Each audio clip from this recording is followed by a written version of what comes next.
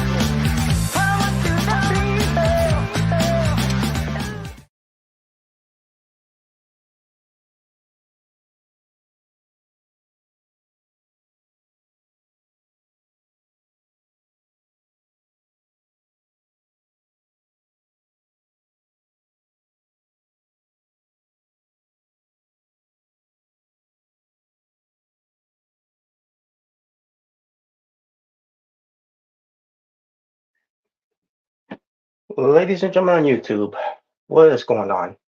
It's Natural Born Thriller. Boy,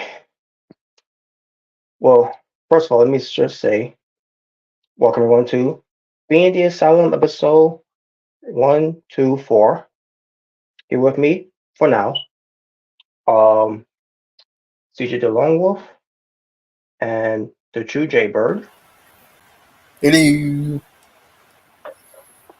Hey, how you doing?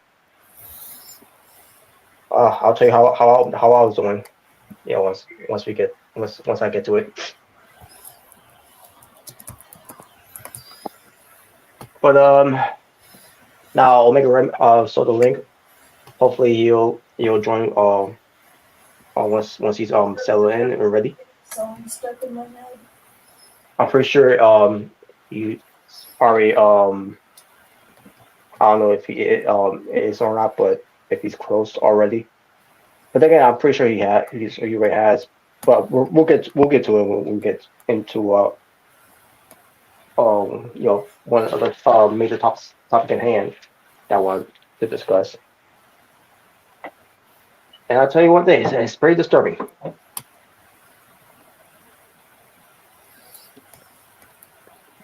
Well, besides that, we got here Prince Rockstar, you already crapping all over on JKP. Wow.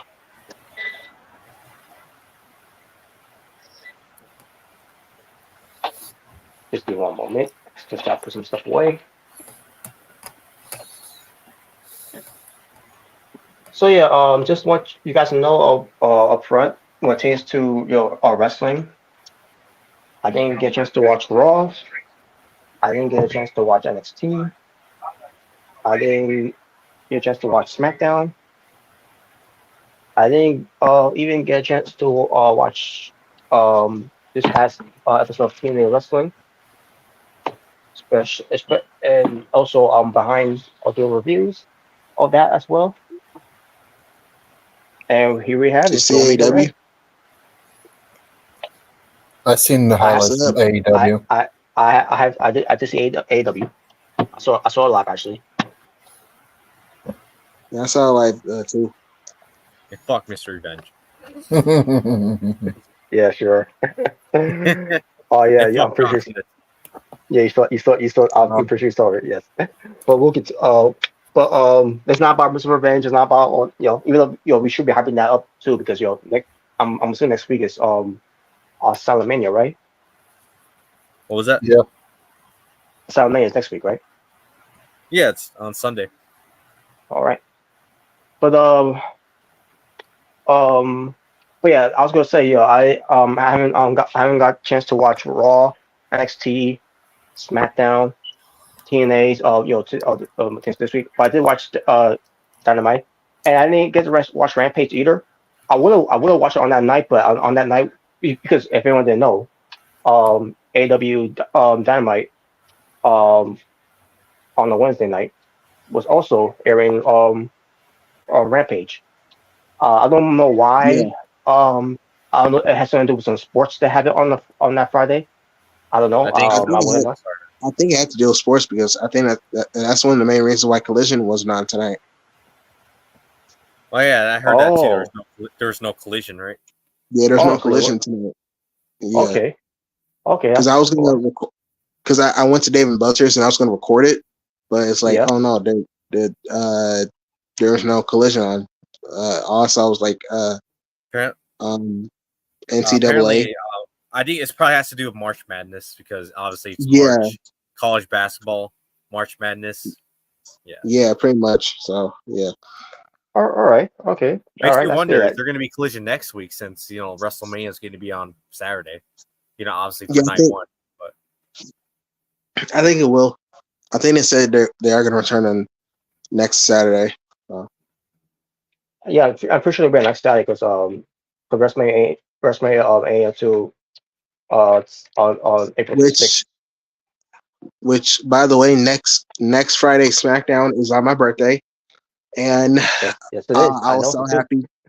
Yeah, because I was so happy because a certain someone is gonna debut, and I was like, Cargill, there you go. End of story. yes, bro. It's like, oh, Jay Cargill. she knows, bro. She knows it was my birthday. She knew, bro. Imagine she says, "Happy birthday, Jalen." Nah, just kidding. Fuck. Oh, I would mark out, bro. It's like, oh, I'd be like, yo, did you see? Yo, I'll be like, oh man, that'd be great. That'd be great. And then we got The Rock come out and bury you on your birthday. What? Oh wow, really? Wow, really? Yeah, because What are the Cody crybabies? Wow. you're one of those Cody crybabies. You see, and he said, "This is an example of a Cody crybaby right here." Wow. Wow. Wow. Well, all I'm gonna say is, yeah, It was another boat that she was going to sign with SmackDown. So I'm glad Oh yeah. they finally chose that. Hopefully she is ring ready. That's because again my thing is Well, she should be NXT. even though it seems like pretty sudden, some people think that she might have a match at Mania or something. Something to do at Mania, but not sure. I think she has something to do with Mania. I don't think she's gonna have a match. Yes, they do with Bianca Belair. I'm pretty sure it's going to be involved Gemini Control with taking the tag titles. That's what I was thinking. Yeah. The Rock shitting on Brooklyn April 1st Raw. Oh yeah, because it's gonna be Brooklyn. It's like Rock. You better watch about Brooklyn, bro. I'm thinking. Imagine he appears on Satellite. He's like, haha, yeah, April Fools. I ain't gonna appear in that shithole Brooklyn. Wow. Oh wow. Wow, imagine he would do that. He probably would do that too. But there ain't no way. The Rock means no way he would ever be in a piece of crap town like Brooklyn. It's like, okay, Rocky, no. Wow. Don't disrespect me. Well, I'll be honest. I'm actually loving Rock's run currently in WWE. So. Oh yeah, he's great. Like Bloodline Rock is great. He's been amazing. Yeah, until he turns on Roman. Oh yeah, I can see it happening. Probably. I get a feeling they're probably gonna lose the night one match, and then that's when they're gonna start building up the Rock's turn on Roman. I feel like probably. Probably. I can see that. Yeah, I don't see him winning that tag match, honestly.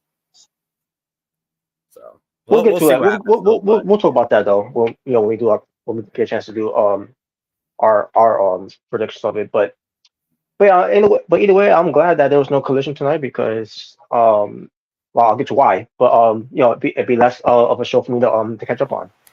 So because again, I didn't get a chance to watch Raw or NXT or SmackDown.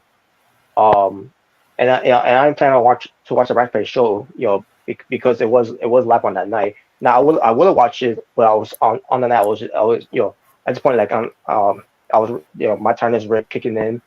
Even during while I was watching Dynamite, I'm like, yeah, it's kicking in. So once time is over, I'll watch for a little bit. We'll see what they do on beginning, and then also and on my end, it was not playing anymore. I was like, you know what? That's a blessing in disguise. Let me not gonna go back. Not gonna go to sleep. And no, I wasn't I'm knocking. I mean, then again, we all knock Rampage, but my issue with Rampage is that it's never a live show. So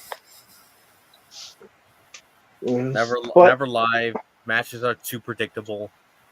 It probably might have a good match once in a while, but that's honestly, even at this point, it's pretty rare for Rampage. Even now, but no, it really happens on there. So Monday Night Raw during the 2010s. Very much. Wait, what? But what was that? I didn't hear what you said. I said so. Basically, Monday Night Raw during the 2010s. Yeah, well, pretty much. The thing with me is the thing with Raw during that time is that that I didn't stop watching Raw during those times. So. And especially it was predictable when freaking John Cena was freaking on the main event all the time.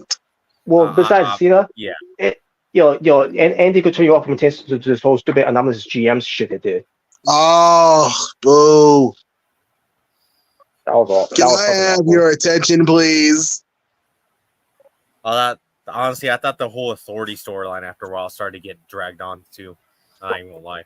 Oh yeah, I agree with that too. By the way, go ahead. Like I liked it, like the whole Authority stuff with Daniel Bryan feud, but once John Cena and Dean Ambrose got involved in that, I'm just like, okay, now it's dragging on. Well, I mean, I didn't mind when Dean Ambrose was involved because obviously Shield breaking up. Well, I didn't mind him just having matches with Rollins, just the whole other Authority stuff at the time. So yeah, I kind of it got progressively worse after that whole thing with Cena and Ambrose. I was gonna say with Roman, that's what really got because what they were doing, what they were trying to do, especially when they got Vince involved. Like you can tell what they were trying to do. That's when you say, okay, Roman is not Stone Cold. Get the exactly, bro. Yeah, he's not even on Stone Cold's level. Nope. I like the belt. Hey, at least we got that famous mugshot of Vince. I like the belt to Survivor Series that 1 year, but it was the Authority versus. Oh, I actually did. Yeah, I did like. Oh, that match was great. When Big Show turned heel for the 100th time. Especially John Cena got eliminated. That was great. That sucks, but and they did it away to protect Cena, but Cena don't need protecting. Protect Cena, from what a Big Show heel turn. Yeah, we never see that before, right? And then let's not forget Sting's debut in WWE was great. So yeah, that was fantastic. The WWE run was trash, but the debut itself was great. So. Yeah. Oh, and then who could forget the freaking? That's not Sting. That's a picture of Sting. I don't know why. That's just so hilarious to me. Like, that's not Sting. That's a picture of Sting. AW declined Jack Perry's release from the company. Part of me thinks I heard that. I did hear that. Wait, then why do you? Then that makes no sense. Why do you want to keep him if? Because Real Glass that drew T-shirts, right?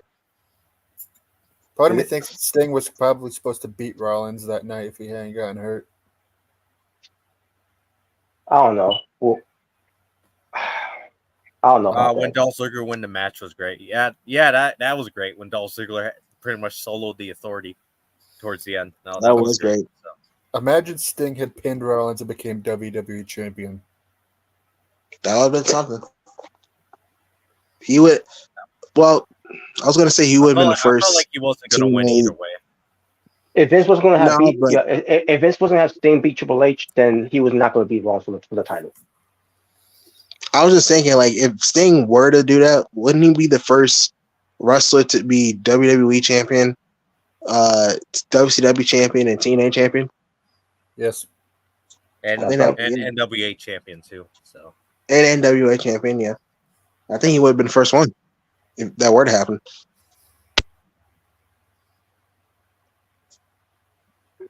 Oh well.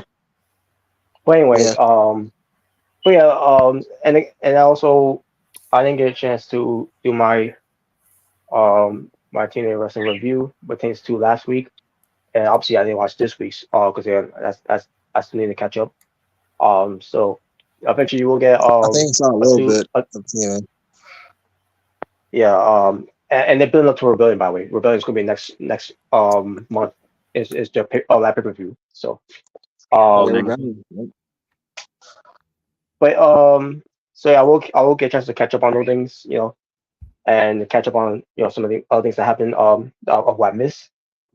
And it has nothing to do with the documentary, by the way, which I'm about to talk about right now. Dude, I didn't get to see it, but I heard some really disturbing stuff. So well, just gonna let you know that. Did you watch all 4 episodes? I did, but I like, oh my god! Where did you watch it? Here's the thing. HBO. I watch it on Max. Oh, it was on Max. Is Match and HBO the same thing too, Huawei? I see two of them it's HBO Max. Yeah, it's pretty much they just took out the HBO. Okay. It's just same thing. It's so confusing. Same thing. Okay. Yeah, they just pretty much changed it. Yeah. I saw there was one that says HBO Max as well. Like okay, wait, okay, wait. So which is it, HBO Max or Max? Like what? I was confused, but I went Max either way. So I subscribe to Max, and I see the the price on there, and with ads is $9.99, but without obviously without ads, it's what, maybe about $14.99, like, or something like that. Like, really, that much just for no ads? Yeah. What the fuck, man? And Did you say $9.99? I expected for it to be $9.99 with no ads, and then maybe a cheaper price for with ads that could be someone for maybe of $4.99, but more than like up to $15 for it. Are you serious? $9.99. Not even Peacock does that. Nope. How much is Peacock Premium anyway? Like, the Peacock Premium stuff. Well, I'm not using I don't have mine now. I'm using my brother's his friends of that, which is fine by me, because that way saves you more money. But cheap. And so what? but I think it's $11.99 or $12.99. I can't remember. That's not too bad, but $14.99, Jesus. Because I heard they were raising it up too, by the way. So. Oh yeah, I did hear something about they were raising it up, but I'm not sure. Yeah. I don't know if it ever happened, but yeah, that's pretty. But might have that's already happened. what happened. I can't remember. Yeah, it probably did. So, but again, I want to know. So Peacock, I only have the basic plan. I don't have the premium or whatever they call it. Yeah. Now, the only thing that sucks about the premium is that when it comes to the WWE promos, the match packages they show before the matches for pay-per-views. Oh, yeah, I hate that. Yeah. Videos. Yeah, for me they don't show it, but I think for some of you guys, I think they show it for you, but they don't show it for. Yeah, they'll do the commercials. Yeah. Yeah, they just do the regular commercials for me. Yeah, me too. Yeah, but only for the main events. Actually, when I see the actual promo videos, so it's the only time.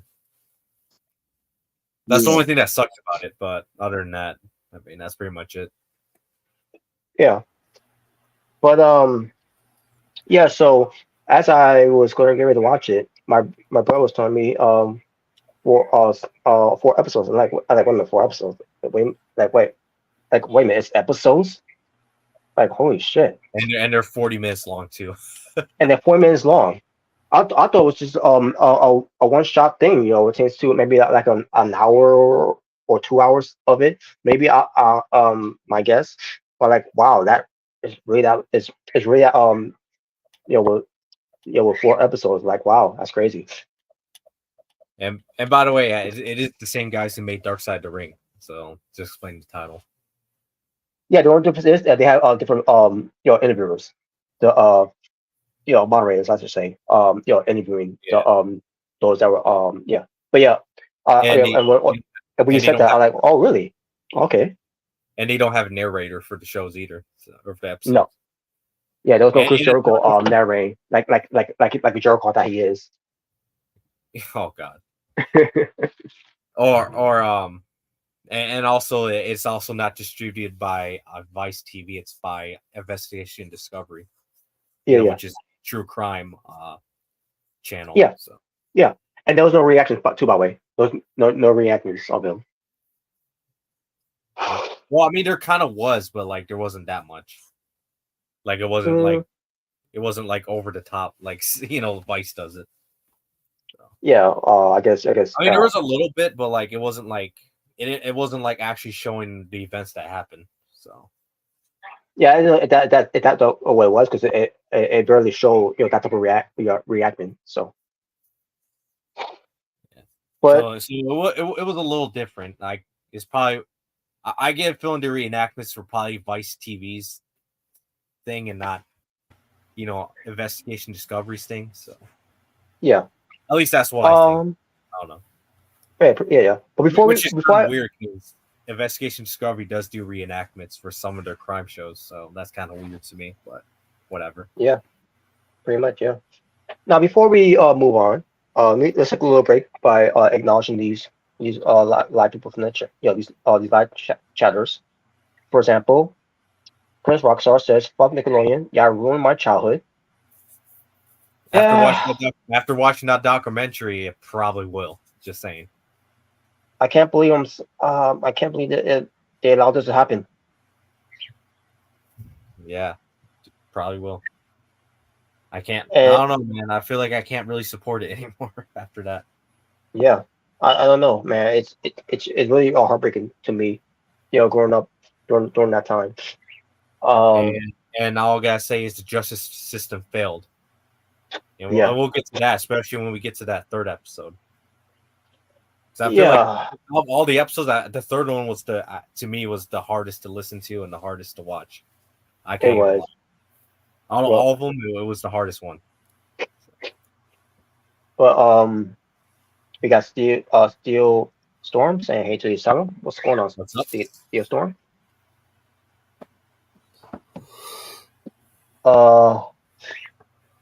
Prince Rockstar says he watched he even watching Rampage.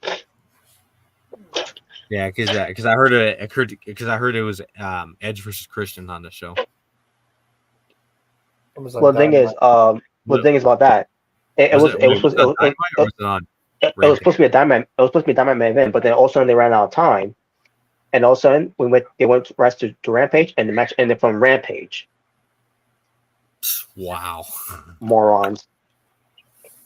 Maybe if you want to give too much TV time with Chris fucking Jericho again, like if they were Sting from Revolution, you would have more time to give a proper ending.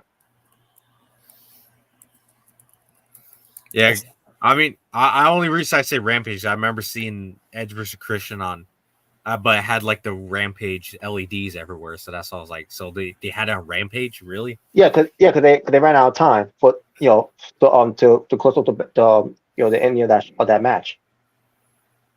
Yeah, I'm gonna say is Tony needs to have better TV time control. Seriously, and he's been doing this for almost 5 years with this company right now. And you still can't get it right. It's like okay, Tony. Not every show needs to end with a cliffhanger or with someone getting attacked for 5 minutes, or not every show needs to end that way. Just saying. or not every match needs to go overtime. I mean, I'm just being honest. I'm just saying. What was a waste on the show for me? Dynamite was Chris fucking Jericho with Hook, and then him on that promo of his, saying he sees future world champion in Hook. Hook will never be world champion. I don't see Hook doesn't deserve to be world champion. Good. I'm saying this right now. Good. I'm not saying he's a bad performer. I'm not saying he's a bad performer. But for Jericho to say that about Hook, oh yeah, I feel the same way about Action Andretti when he beat you. And what about Ricky Starks? What about Ricky Starks that should be the who should be world champion as well for AEW? I don't hear you saying about those guys. But for Hook, again, it's not me knocking Hook. I like Hook, but I don't see him being world champion. I can give a fuck. Fuck him. I don't see him being world champion. If anything, I would say he'll be close to be a TNT champion or an international champion. No, he's probably gonna be FTW champion for life. And that belt doesn't mean shit either. It's just fucking prop to give to Hook. So fuck Jericho and Jericho Hog. Get him off my fucking TV. I don't care to see that piece of shit no more. Always got stroke his fucking ego every time. I'm sick and tired of Jericho.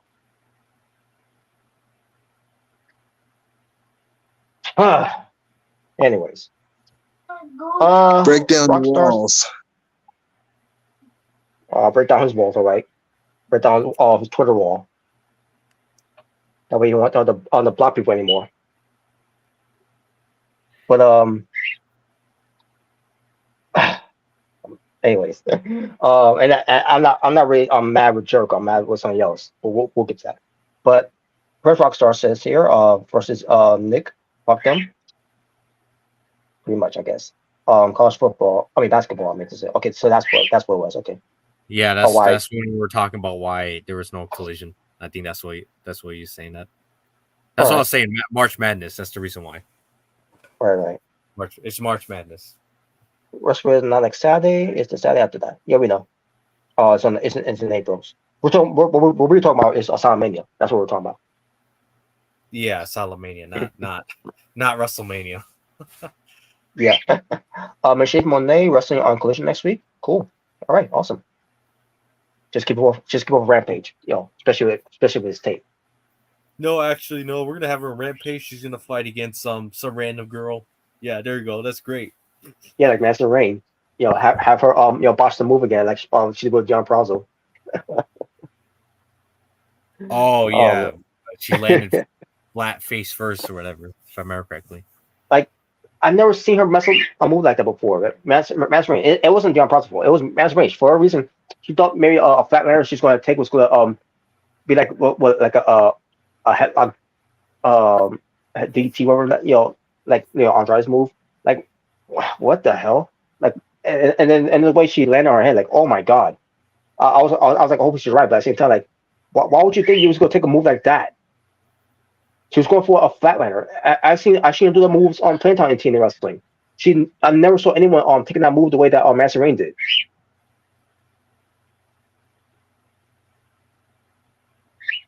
Well, anyways, I grew up in that era of Nickelodeon too. I want Nick anymore. I can't watch a program that allows pedophiles to roam around children and stay make money off of them. Yep. I was reading a comment. I was just reading a comment, but yeah. Tony Khan needs to quit being a fanboy and start boosting up your company. I saw that promo Adam Copeland did on Collision. Like the audience was like empty and only a few dozen people were in. Well, that's not really surprising nowadays with AEW. He's talking about the promo that. Yeah, when the Edge introduced Spike Dudley. Spike Dudley. You mean Spike? Yeah. Yeah, I know you're talking about. Okay, I get now. That just sounded weird. When I saw that was weird. I'm like, why are they making him name a weapon now? Just why? Yeah, why is he naming him out of Spike Dudley? I mean, I wouldn't mind if Gardell said, Christian, this is what I'm going to kill you with or something. But him actually naming it, like I would just he killed someone with it though. I'll tell you that much. Yeah, obviously did. He literally destroyed Christian's peeps. Cages. He literally destroyed it. But anyway, which was great, by the way. I'm not complaining about that, but I couldn't believe that. I couldn't believe he did that. I'm surprised. It wasn't cut off when that happened. Oh yeah, but him naming the weapon, I thought was weird because I was like, what the hell? What weird. Well, no. Well, I mean, McFoley did and Abyss did, so it makes sense. Well, that's different. Yeah. Actually, the gimmicks. What? And so the AI words, the whole Kenny thing, the Kindle stick. Kenny. Yeah. That's not weird enough either, huh? But anyways, weird. But anyways, and then then his wife have like Kendra or something. Kendra, yeah. Yeah. Jeff Snipes says hey to all of us. What's up? What is up? All right.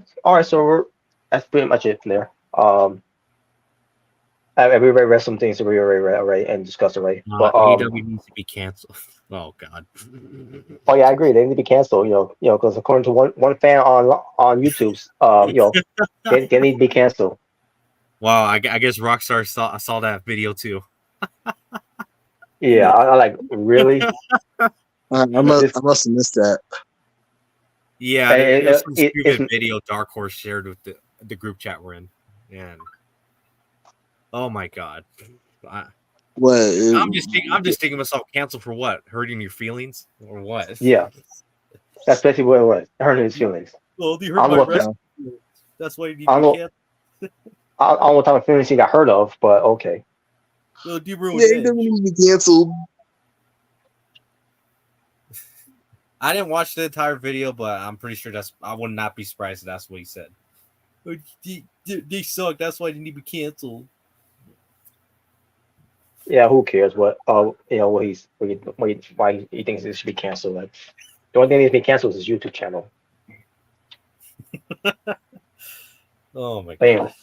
But anyways, so this documentary. Now we're not going to discuss too much of it, but we're just going to discuss some things that pertains to this documentary that's called Quiet on Set: The Dark Side of Kids TV. Now, obviously it's 1 to 4 episodes, and the first episode, obviously, the way to start it off, is it show this on this little TV, and then it shows Nickelodeon and Disney. Surprisingly, they didn't show Cartoon Network, but whatever. I mean, Cartoon Network doesn't have. I ain't gonna lie. I thought that was kind of weird too. I was like, no Cartoon Network, okay. Well, but then again, I knew Cartoon Network kind of came a little bit afterwards. Nickelodeon and Disney Channel did. Plus, I think they're more focused on the child stars. The live action shows, pretty much.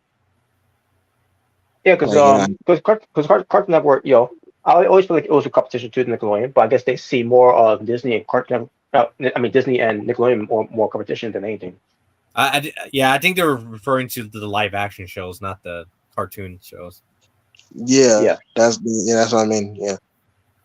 Because you think about it, you got shows like Dexter's Laboratory, Johnny and Bravo, Powerpuff Girls, Courage the Cowardly Dog. I could go on with this, but surprisingly, surprised they want to try to add a Cartoon Network in that same category.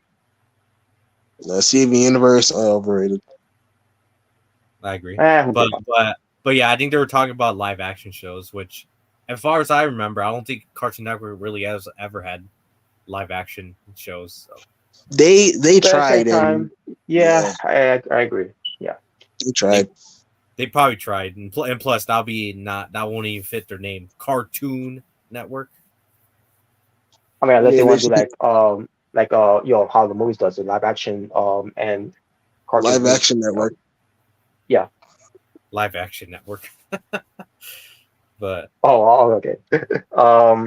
but yeah, but they're showing all that, right? That's why you didn't bring up Cartoon Network was because of that reason. Yeah. But yeah, but I'm seeing this, and it's showing this, and all I could think about, oh my god, these are great memories. Me growing up, thanks to family there, and this and Mark Summers, like holy shit, like this guy's still around. Like I haven't heard from Disney, I haven't heard about him for years. Disney, you're getting exposed next. If they make season 2, I think it's Disney's turn to get exposed next. I wouldn't be surprised if Disney. Yeah. I wouldn't be surprised. I would not be surprised if they make season 2 and it's like, well, Disney, don't think you're done. We didn't forget about you. I think Disney's getting it too, by the way. Because I have heard stories, about Disney having pedophiles work on those shows too at the same time. So and accusations against some certain Disney people too. They came out recent years. So all I'm gonna say, guys, if they come out season 2 saying it's Disney's turn, well, would not be surprised one bit. Yeah. Not surprised. I could definitely see that being next. But God knows who else will be next after that. Yeah, I don't know. But yeah, that pertains to that. You're next. They show a lot of other shows too, and all. They won't name a lot of them, because it'll be too much to go through. But I'm seeing them like, oh my god, yeah, I remember this, I remember that, I remember that. Oh my god. And then it just went into your childhood's about to get all shattered after you get done watching this whole thing. Yeah, and then obviously I felt it as Dr. kept going through, and then the whole thing with Dan Snyder always being popping up and all that. It just gives me angry to look at this guy. And creep. And then did you hear that he did? Did you hear that he did an apology video? I didn't see it, but I heard about it. Yeah. And he probably wasn't being sincere, so that's all I'm gonna say. No, he's only apologizing because he got caught, pretty much. Jordan got canceled. Just Jordan. It wasn't discussed. It wasn't really discussed on this documentary. Just these episodes that they show. But again, I'll talk more about that. Once we after we're done talking about the rest of here. But the first episode basically focusing all that, and then it tends to who came into all that, like Amanda Bynes, and then obviously Amanda Bynes, we saw her career when after all that, and then tends to have her own show, and then breaking away from Nickelodeon, going to do her own thing in Hollywood, and that the sky's the limit for her and all that, and then I went downhill after that. After she left the business, and she was not the same after that, and obviously it showed, and that's very heartbreaking, because I love Amanda Bynes. Yeah,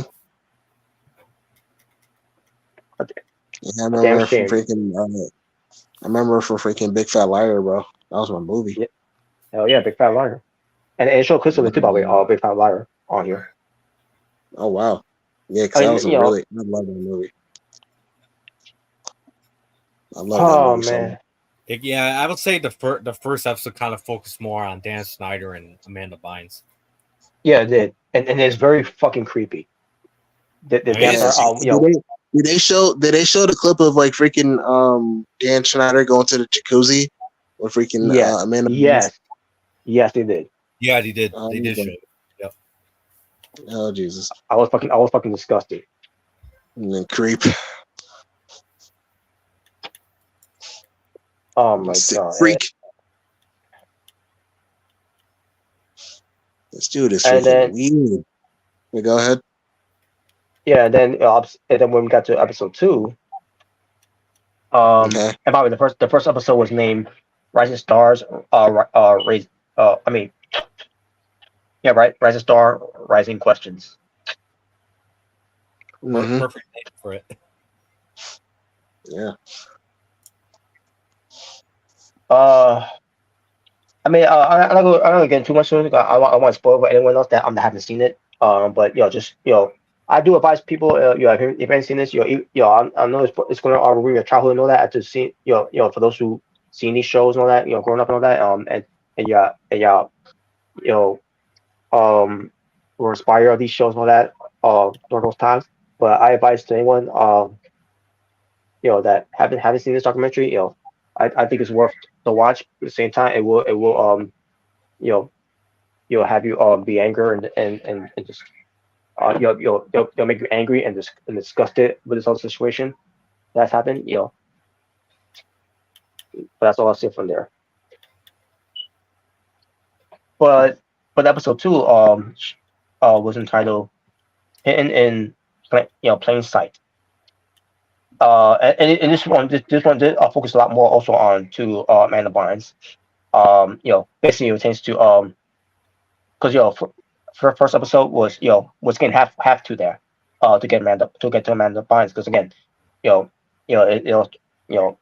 it started with one girl on all that, and then Dancer fought favor of her because she was she's getting grown, she was getting grown up at the time, and then that's when Amanda Bynes came in, and then basically someone new and fresh to to do some shit. She was pretty much the new toy, pretty much the new shiny toy. Yeah, and this obviously jump right into episode 2 where it came to that.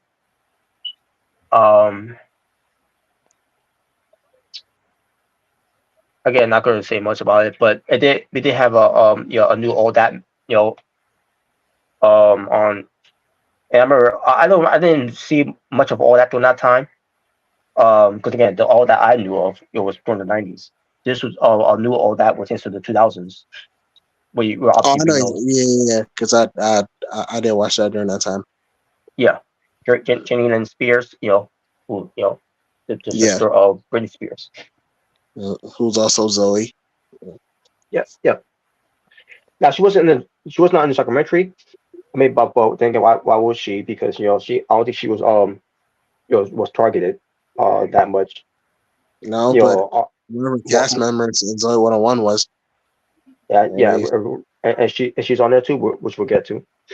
Yeah, she even has her YouTube. She even has her own YouTube channel.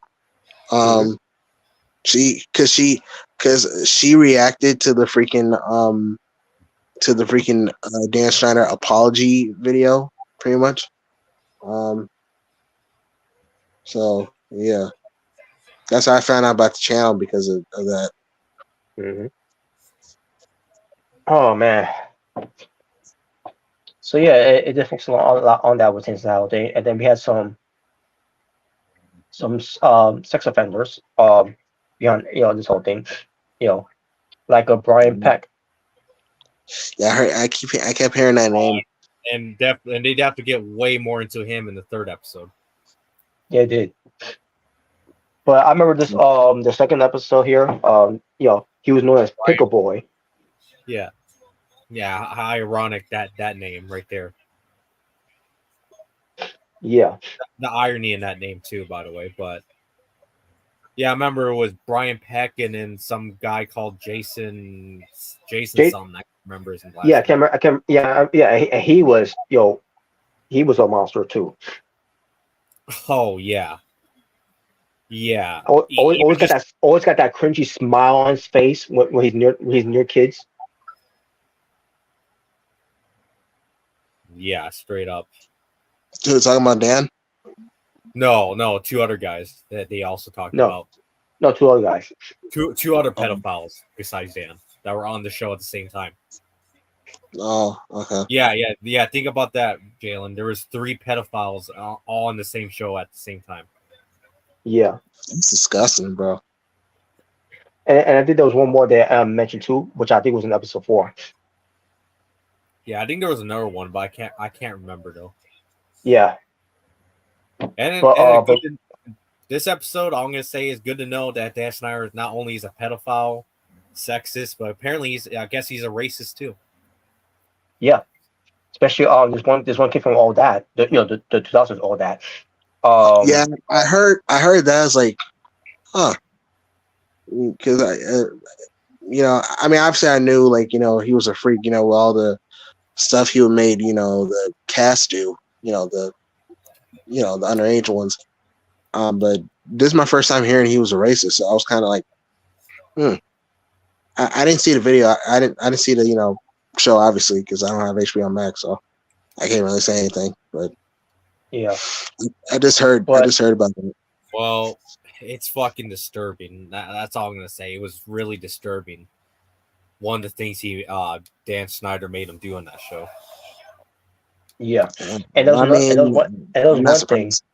There was one thing about all that, that had Danny Tamborelli from P and Pete. If you remember that show. Yeah, I know you're talking about it. But it wasn't about, it's not. It had nothing to do with Danny Tamborelli, but this, I forgot his name already. But a little, a little black actor kid here. All that was part of that as well. Who was being a new cast member of all that. Yeah, from 2000s. Yeah, I know you're talking about. I know her name. I'm gonna look it up because I know you're talking about. It's a black. Yeah, It's a black woman, right? Yeah, I'm already forgetting his name here, man. It was. They interviewed Was it her. a guy? Was it a guy or a girl? I think his name was Tracy. I think his name was Tracy Brown. Well, I was gonna say, wasn't there like two black guy and girl in that show at the time? Yeah. Yeah, there was. He actually had both. And he actually interviewed both of them. Yeah. Yeah, because I remember the cast. I'm trying to remember her name. By the way, before we get to anything else, did Christian say he was going to make a stream about this tomorrow? Yeah, yes, yeah. Okay. But I don't know. I don't know if it has something to do with the documentary that he's maybe just more about Dan Snyder, but his psychology or whatever on that's supposed to be. But I'm pretty sure it's also going to be involved in this documentary as well. Yeah, I'm not. I should. I don't know. I probably might ask him if he's watched it yet or not. So yeah. I know Jordan did though, so I'm pretty sure he's seen it. Yeah, the woman you're talking about, her name was Giovanni Samuels. She was part of 2000s cast. Yeah. Yeah, that's what you're talking about. That's what you're talking about. Because I knew who you were talking about. I just can't remember her name. But yeah, that's what you're talking about.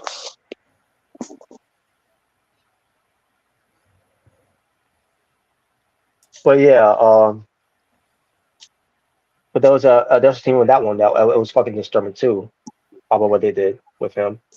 But not more disturbing than what happened to the other African American kid.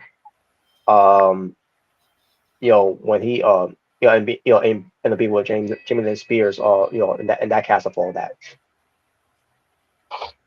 That was way more disturbing based on what happened with from him as well. I feel like out of both of them, I feel like the guy definitely got it way worse. Yeah. Out of the two. And then obviously, this episode 2 was going to end. Which is to again was when they came mention more of Brian Peck here, and episode two was ending with someone coming into the room, and you see a shadowy figure of him, and we all know who that was. So she the moment you didn't have to pertains to be no lights, no lightings, to see how he looks. Again, it was just him coming into the shadows, so that you can tell who that was coming in to get had that seat, and it was Drake Bell. Yeah, I knew it. I knew the moment that he walked in. I like, oh shit, it's Drake Bell. I like finally it's because I heard some of Drake Bell be on here, and I like I wonder what this is about, not knowing what it was about until finally we get to episode 3, the darkest secret. Which I feel like out of all the episodes, this one had to be probably the most disturbing, most unsettling one. Yeah.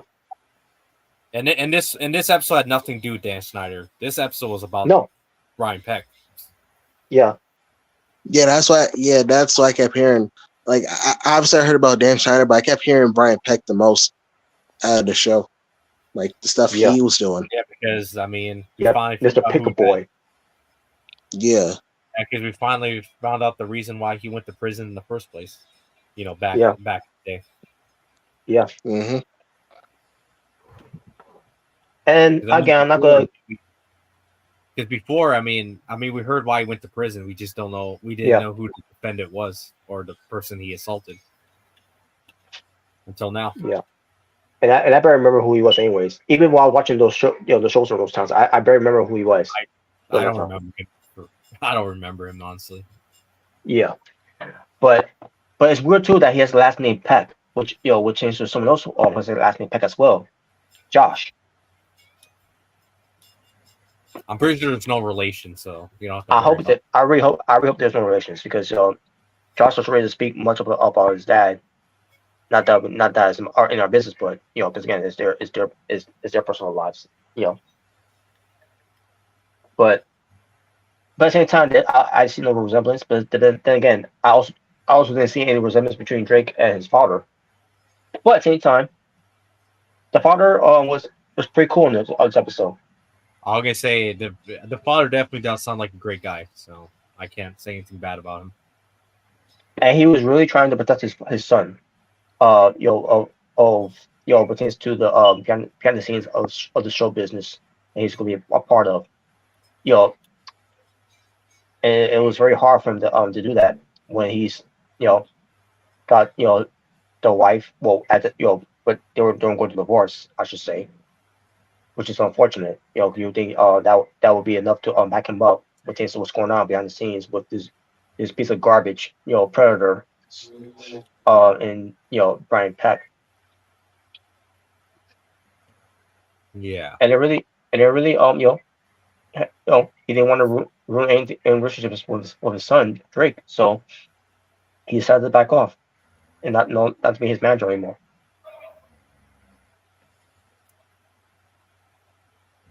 Yeah. And yes, even though it was disturbing, for this episode, but what pertains to the rest of the episodes I saw, because I felt nothing but anger and frustration and like I want to just snap. But for whatever reason, when Drake showed up on my screen here, I did calm. I cooled down a little bit because it was more relaxing. But at the same time, listen to him, listen to Drake, listen to it tends to the stories that he was telling that he didn't want to share to the public until now. Um, and you feel bad for Drake. Yeah, you do. So yeah, I can see why he didn't want to talk about this. But it did reach to a breaking point, which Peck was harassing Drake. So Oh yeah, calling his cell phone, calling his girlfriend's cell phone apparently. yeah, and I like, however, how the hell did he get his girlfriend's number, at the home? Yeah. I don't know, but that's just creepy as fuck. I mean, that is really creepy. Yeah. And basically, on this episode, the same episode here, Drake's father talks about what tends to Brian. He was with Leonardo DiCaprio. I believe it was during the episode. I believe it was during the time he was on Growing Pains, whatever. I'm assuming that's where he was. That was episode talking about. I remember Leonardo DiCaprio being on the shows Growing Pains, and and when he was touching Leonardo DiCaprio during that and they show footage of it too.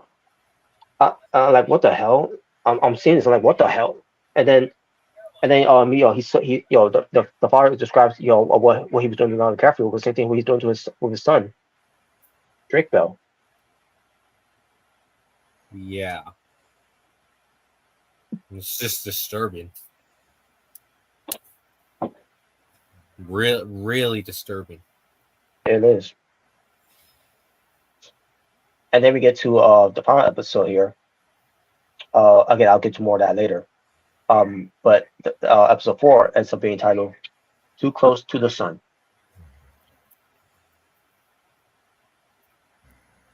Yeah. And and it focuses again on Also, Brian. one last thing about this Brian Peck dude, real quick. Yeah. Apparently he was a fanboy of John Wayne Gacy as well in that episode. Oh yes, right. I forgot to mention that too. Yeah, he had I think he had like a picture. I think he had like a picture, an autograph picture of it. Yeah, a picture of it. Yeah, that's right. That was the main thing I kept hearing. Before they even said the name, or also was a picture that was kind of blurry in a way because they want to reveal what it was. But once you saw that picture, once you saw that iconic picture of it, I'm like, oh fuck, I'm like, okay, I'm waiting for them to say it, say his name, and then I can say I knew it. And sure enough, they said it, and I was right there, I was disgusted. Idolizing a serial killer, literally. Yeah. Now it actually makes a lot more sense now when you think about it. Makes sense with him. It really proves how sick he is. Yeah. It's just, oh my god. Calling him a sick freak, that's just an understatement, bro. Yeah, so that was very disturbing right there too. The fact that he's a picture of John Wayne Gacy. For those who don't know, he was a serial killer. Known that and his job is that he used to be is that he's a clown. Goes to these parties, and then obviously he earned the nickname of being called the Killer Clown. Yep, and that's where we got the Killer Clowns, in media from. Yeah. So, Brian Peck was mentioned here again. Obviously, that name was not going to go away either way. Once it got to the next episode, and it ends up being Will Tenson's court case, which involved multiple Hollywood individuals supporting him. And at first, they didn't name who it was until it was something that was mentioned to find out who Will Tenson to find out who was it that did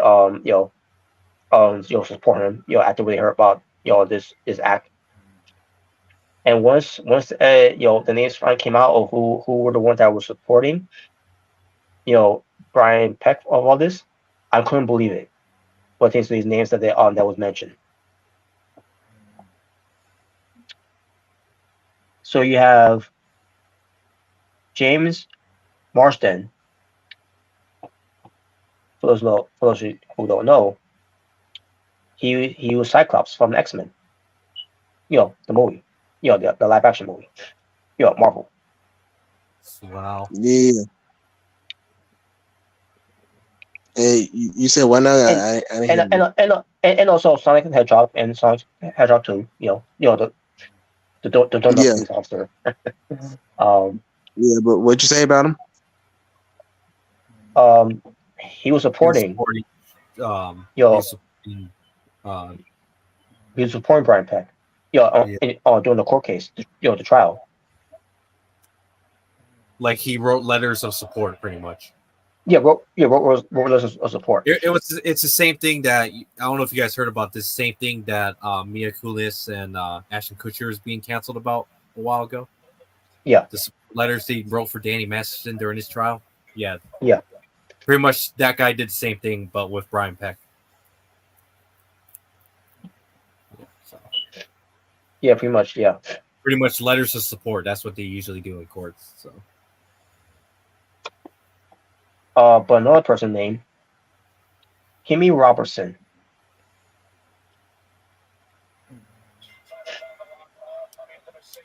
What the hell? Now I remember who she was, but I don't remember much of her or what pertains to TV show that she's done. but I'll try to remember. I'll try to remember what movie she was in. That I remember seeing her from. Um, and I couldn't think of any of them, to be honest with you guys. um, until you know, until I look back at it again, and like, okay, I shrunk the kids. That's basically what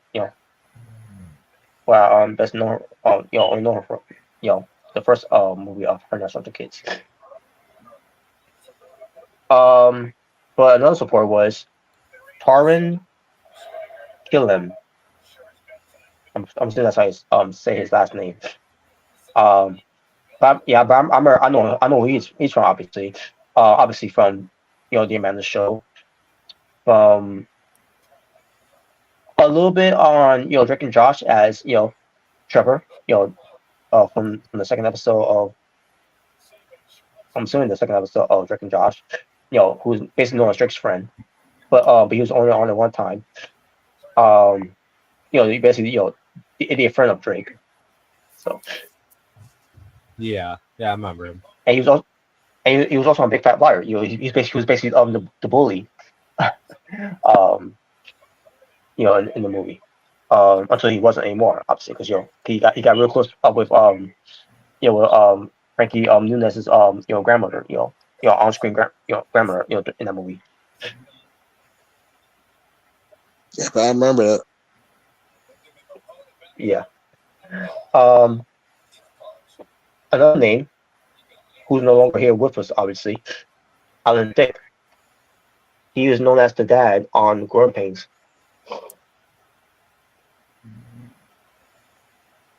And he unfortunately passed away in 2006. I mean, 2016. Excuse me, 2016. You said who passed away? He was also in Next Classified. Yeah, that one episode he was part of.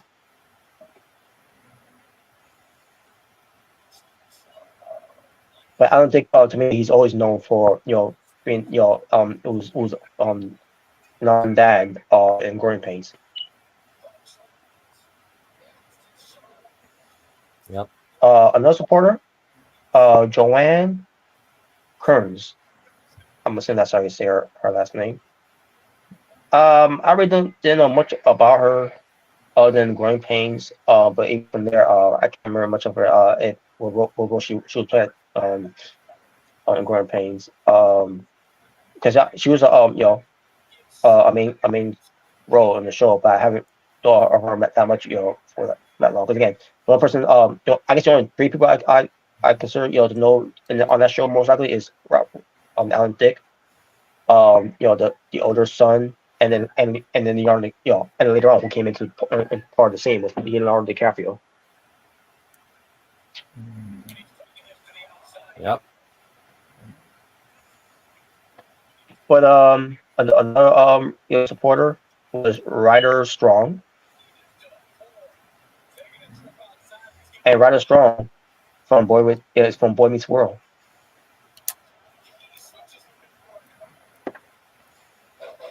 Wow.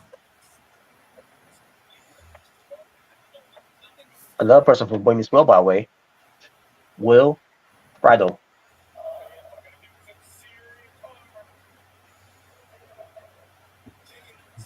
Will Friedle? Is that what you said? Yeah, Will Friedle. I think it's Will Friedle or Will Friedle. I don't remember how you pronounce it, but yeah, but he's also from Boy Meets World. Wow. And obviously, it pertains to these guys from Boy Meets World. They did later on, after this whole documentary came out, whatever, that they regret writing support letters, tends to defending on behalf of Brian Peck and all that. So,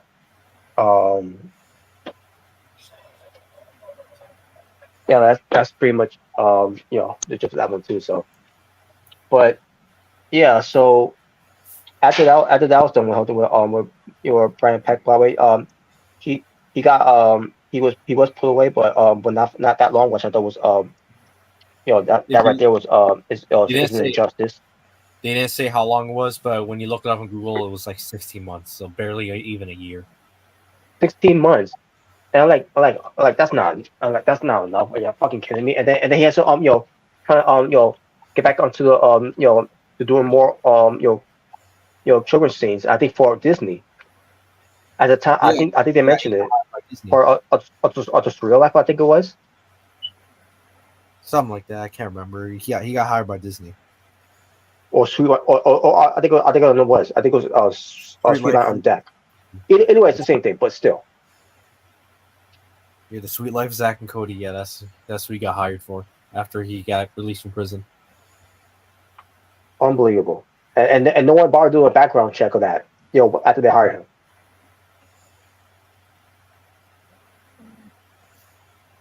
Figured out, or he probably lied on his resume. That's probably what it was. Unless they didn't know about him. Wait, how would you not know? How that name escapes us beyond me. But they also continue on back to Dan Snyder, because we're not done with him. It's most likely about him because he's the creator of all this. He can make he made this all happen and everything. And they discussed the whole thing with Zoe 101, iCarly, Victorious, and then and they talk about Alexa, who was known as Nicole from the show, who was only in there for two seasons until she was no longer there. And and what's Zoe 101, she was one of my favorite characters on there. And the fact that she was no longer there, I thought it sucked that she wasn't there no more. But the show ended up getting better. Other cast members being part of Victorious. Yeah, I mean Victoria Justice, excuse me. I just wish that she would have came back. But then after learning about this, okay, and I'm glad. I'm glad that she decided to leave. Yeah, it's honestly and get away from that. Yeah, it was for the best.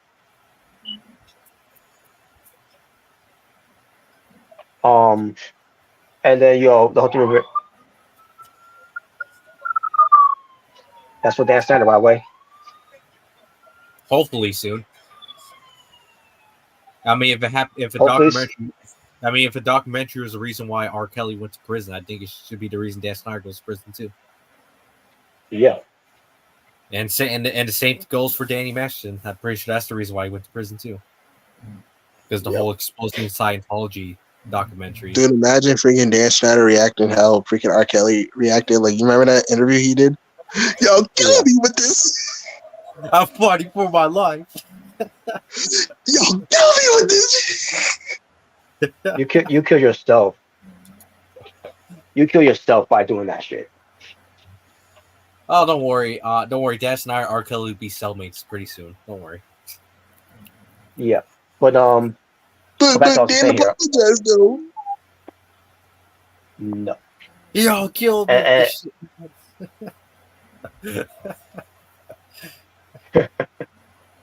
But iCarly, seeing something that and they show some things about iCarly there. It's even it's so disturbing to watch too. Looking back at it, what they did there, especially we have Jerry, how do you say his last name again? Jerry Springer. Wait, no, Jerry Springer. I'm sorry, really? No, no. It's the wrong Jerry. Jerry Trainer. That's what it is. Jerry Trainer. Yeah. They show a clip of him with Dan Snyder there. But they're on some show wherever. Don't be part of wherever. And you have cameras there and all that. And you also put the cast members there. And then you see Jerry shoving Dan Snyder away. Basically shoving him away twice. I'm seeing that. I'm like, holy shit. Wait, Jerry, he shoved Dan, you said? Yeah, it was like one of those get away from me or that. But it was like a playful thing, but at the same time, you could tell by his body language, seriously, get away, get away from us. Oh, okay. You go over there. You go there. You go there and leave us alone and let us do what we got to do. It's basically. Um. But yeah, looking back at what they did on Carly, and they see obviously they keep showing Dan with Brandon Cosgrove, and I'm seeing this, with I'm just getting more angrier, like like seriously, keep your hands to your fucking self here.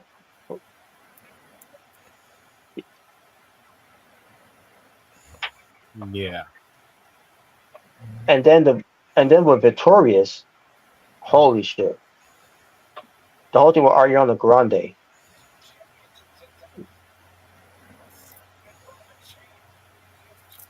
Oh, I know you're talking about. I'm like what I'm like what the hell. Yeah. Oh yeah. You talking about the video clip they showed of Ariana Grande?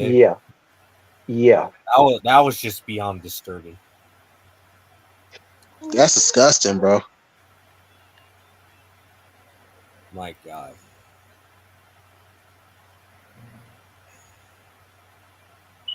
And and they talk about when Dexter her had turned everyone to stars by working with him and all that. Here's the thing, when they show Ariana Grande, I'm like, first of all, Ariana Grande didn't need Dance Center to be a star. She would have been a star without on Dance Center. She just had the just all she knew was was the someone to expose her on TV, and Dance Center had that you know unfortunately had that opportunity to do that, but the way he did it, it was for his own you know pedophile fetish. Yeah.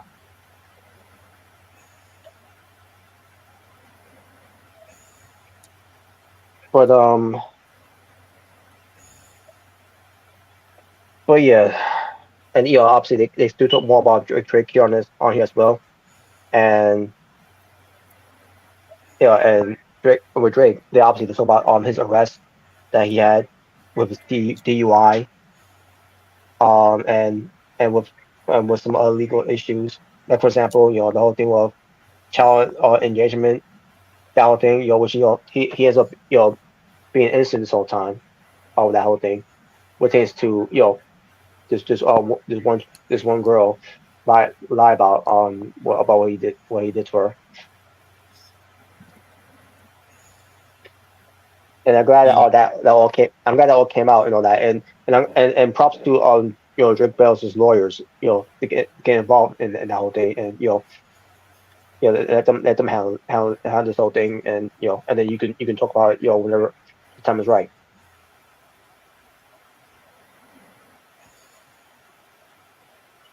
Yep. So that's pretty much what they talk about here with Drake, and for people on that went after Josh because he didn't supported him online. um it was addressed by Drake Bell that he did reach out to him privately, because not everything it has to be on in public, but because people went after Josh for that. Yeah, that was a stupid reason to go after Josh. The other one was justified, obviously. The other thing. Yeah. But that one right there, yeah, that was unjustified. Yeah, but despite the differences they had over the years, I don't know if there's still some animosities there after I heard some recent things that Josh said about Drake. Um, but I just hope there is no animosity after this whole thing. Because it really sucks that we never got a Drake and Josh reunion. All these guys. Then again, Dan Snyder should not be anywhere near. And by the way, the whole thing with Dan Snyder being when this with his to not knowing this whole thing with Dan Snyder, I didn't know about and they show it here too. Happened around 2018 happened, but I probably I don't remember if I remember hear about it around that time, or maybe later on that year. But when I heard about that, but what the, I couldn't believe what I was hearing about this whole thing. Like Dan Snyder, the one who gave us freaking Josh and like Carly, and are you serious? Yeah.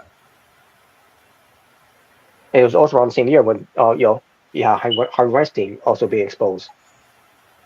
To me, right there, I couldn't believe that either. On someone like a Harvey Weinstein. Then again, I never cared for that guy either way. Um,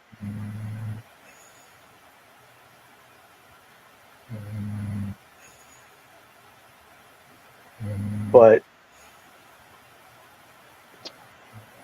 yeah, but that was also mentioned too. Feel bad for Drake, but I'm not forget what he did. Yeah. But I was going to say also, take back, going back to Josh here. Now, just even though he did, he did reach out to Drake, for he support Drake for that happened with him, with his to Brian Peck. Same time, um, you know, I can't believe that that Josh, would even come to the defense of Dan Snyder by saying he done nothing wrong. Oh boy. Like you were right there behind the scenes with him, and he's doing all these things. That's very inappropriate things that he's doing. That he's doing. On the kids show that should not be okay, or it should not be co-signed for anyone. That should oh yeah, let's put this on TV. Exactly. I'm all for adult humors and that, but this is this is a kids show. There's no place for that shit. Exactly. There's children on it. It's not. These are not grown ass men. These are children.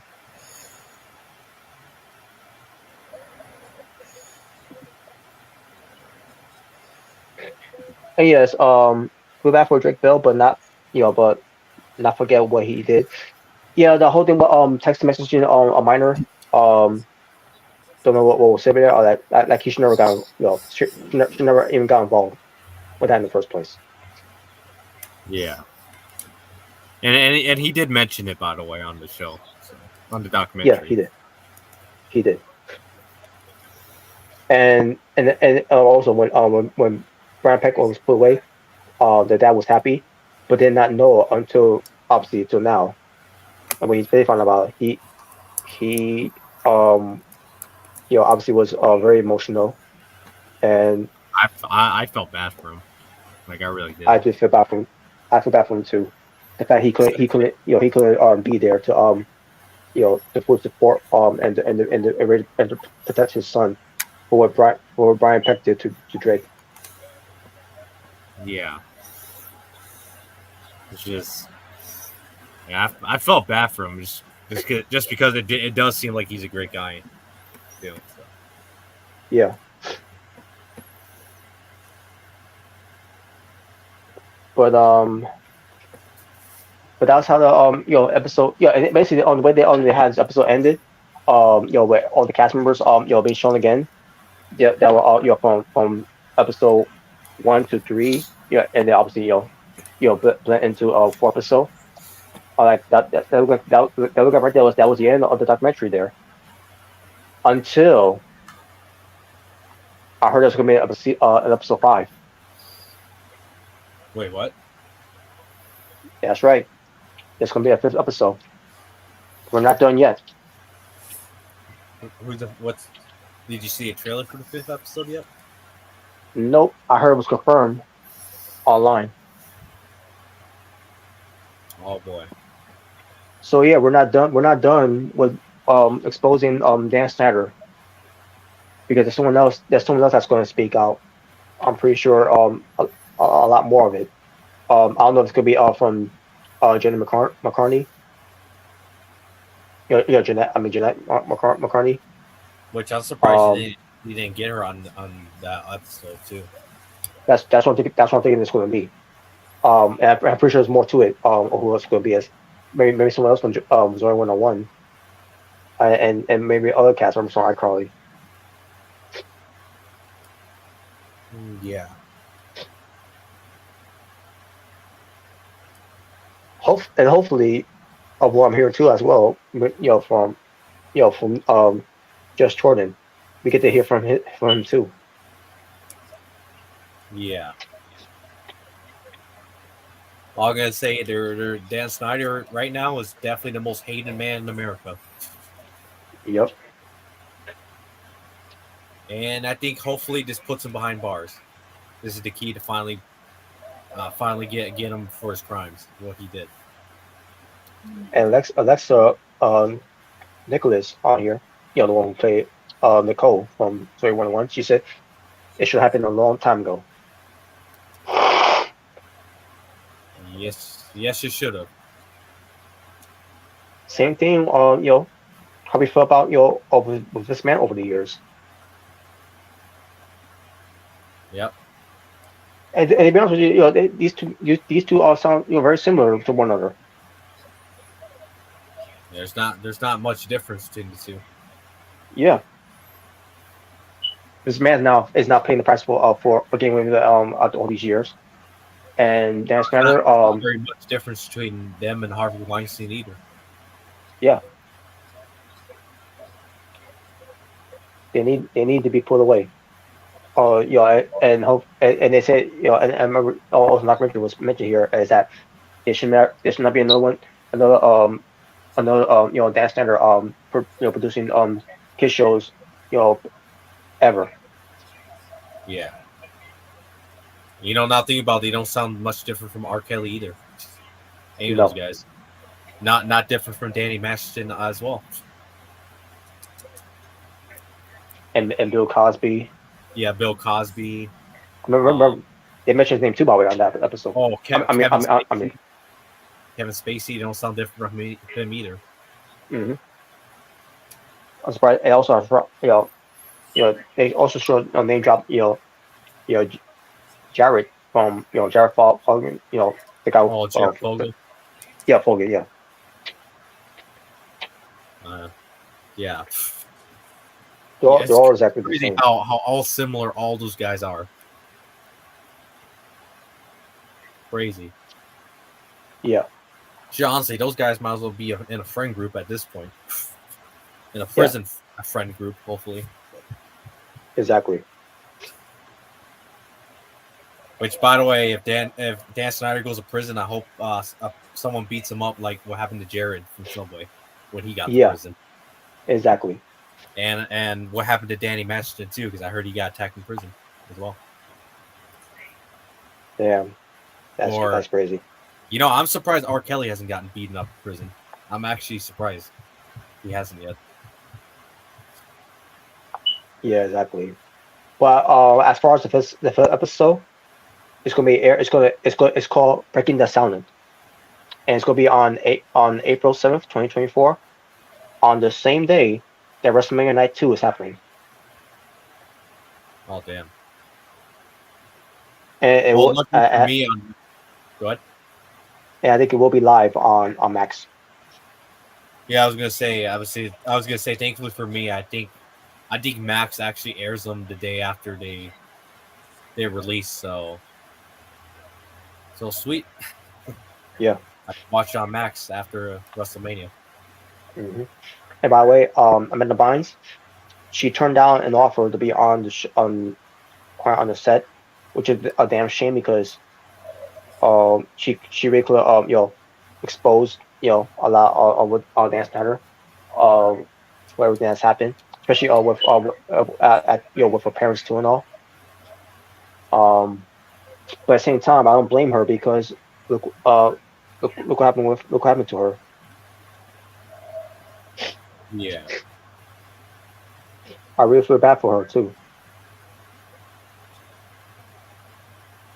Yeah, I do too.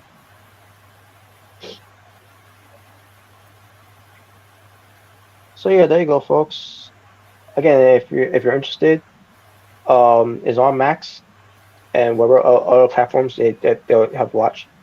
on there. Just It'll probably be live on Investigation Discovery, on that channel. Yeah. For those who have Also, cable, whatever. oh yeah. First of all, it's on Discovery Plus, Fubo TV. Never heard of that, to be honest with you. But I already said this Max. Fulo, whatever that's called. I mean, I heard about it, but I just don't know how to pronounce it. YouTube, Hulu, Sling TV, Prime Video, which is Amazon, YouTube TV, and like you said, I think you said Ray, in Investigation Discovery. That's the channel. So I think all those apps have the channel on it. So that's probably Yeah, why they dropped those. yeah. Because Investigation Discovery, that's a network channel. Yeah. So and I gotta say, I mean, like they always do with their crime shows. I mean, I thought this documentary was a very, very well done. It was indeed. Yeah. And I'm glad that Drake came out of this because obviously we had no idea this this is what he went through. It was very traumatizing what he went through. Yeah. I didn't even know he was the defendant. Yeah.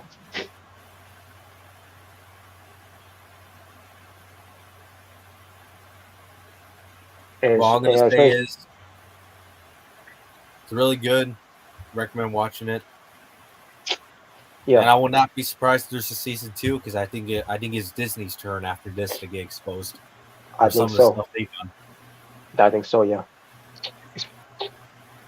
Especially they had Brian Peck at one point working for them. And Zach and Cody, yeah. And some other people they had on those shows too that turned out to be well-known pedophiles as well. Mm-hmm.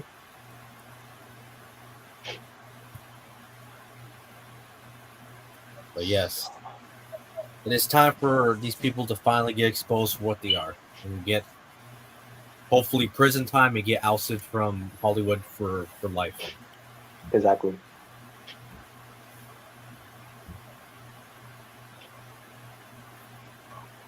So, I think I guess with that being said, if JK, if generally if you're still around, you have any to add before we do some fun topics. I hope these sick freaks go to jail.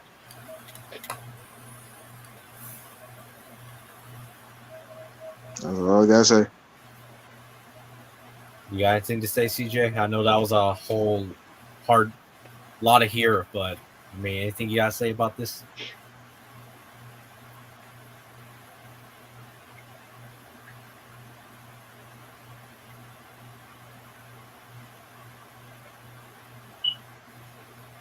Okay, I guess he's not around.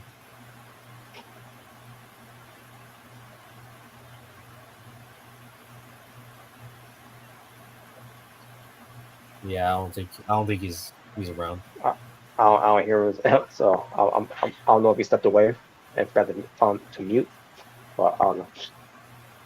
Yeah, I'm not sure. Yeet. Yeah, yeet. Main event, yeet. Yeet. It's just Wolf Goose.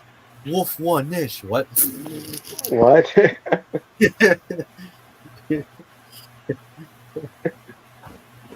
Wow.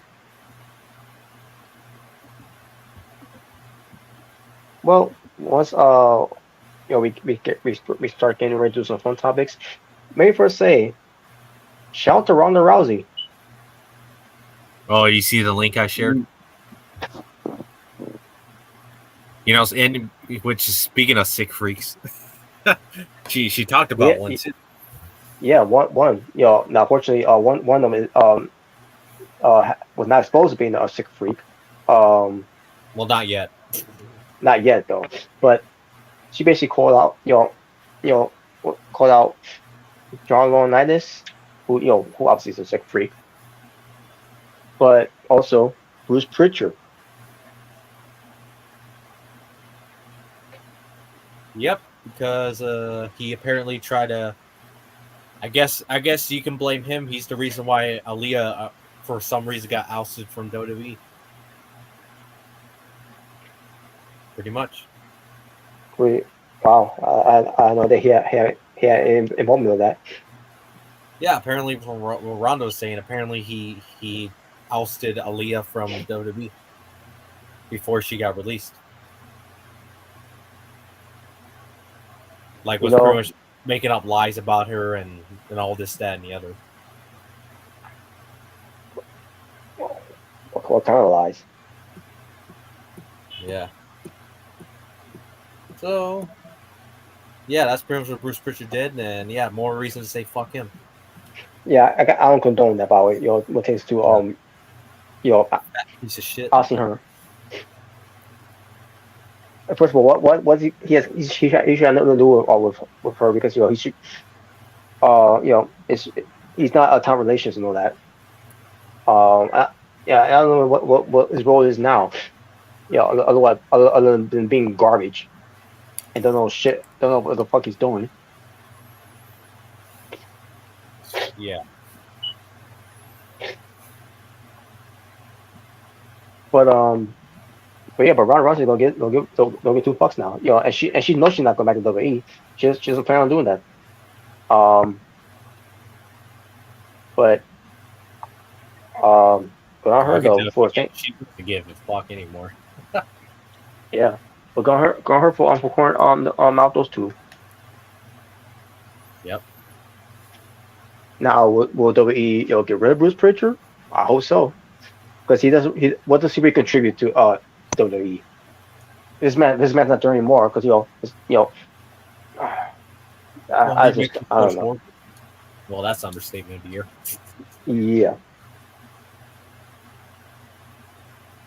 but yeah, I don't know what Ronda is gonna be doing because I think you can say this. She's not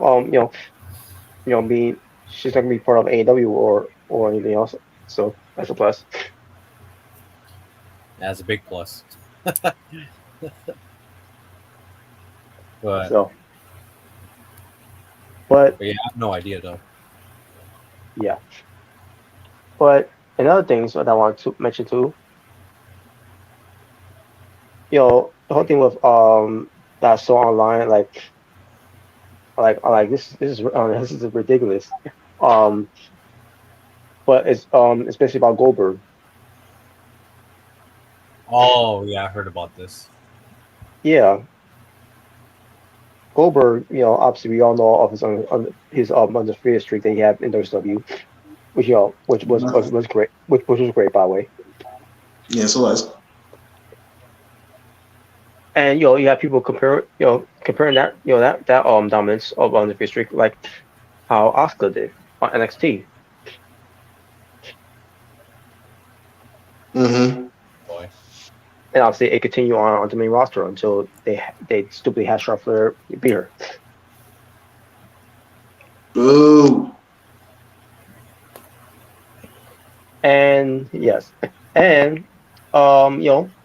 people during that time they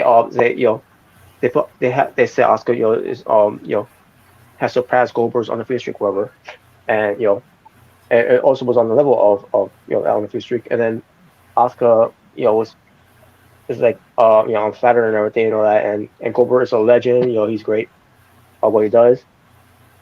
Well, apparently Goldberg did not feel the same way about Asuka. Oh god. So I heard that Goldberg was shitting over on Asuka's undefeated streak For no reason. for no reason. I don't know if because he's still bitter because this man promised him. Yeah, I heard about that. Yeah, because this man promised him of his to give him a proper retirement match, whatever, that he never got because this man is known to be a fucking liar, to give out promises to anyone. And I guess Goldberg was no exception too. And obviously he's got and I don't know what issue there is between him and Triple H, with her, obviously, I thought they made amends during those times too. After Goldberg came back. I I don't heard know there what's I don't know. too. Say again. I was saying I heard there was problems between them in the past. I mean, I know there were. Obviously, I played that. Well, it was more solo Triple H because Triple H is always talking shit like he always does. Yeah, but it looked like they made amends. Like when Goldberg came back, they looked like they got Yeah, along. So it had to be yeah. something else. It had to be something else they had issues with. I don't know what it was, but the fact that Goldberg, went after Oscar for no reason. Well, all Oscar done has praised Goldberg over the years. Where people always bring up the whole undefeated streak.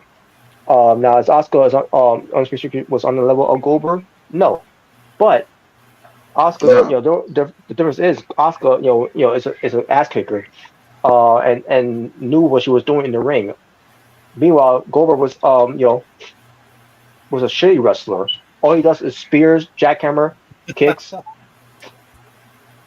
and does power moves. I mean, yeah. I mean, obviously that's what got him over in the first place. Yeah, not Because wrong there's with different that. times. Obviously, because Goldberg, Yeah. someone like Goldberg, can get over like that.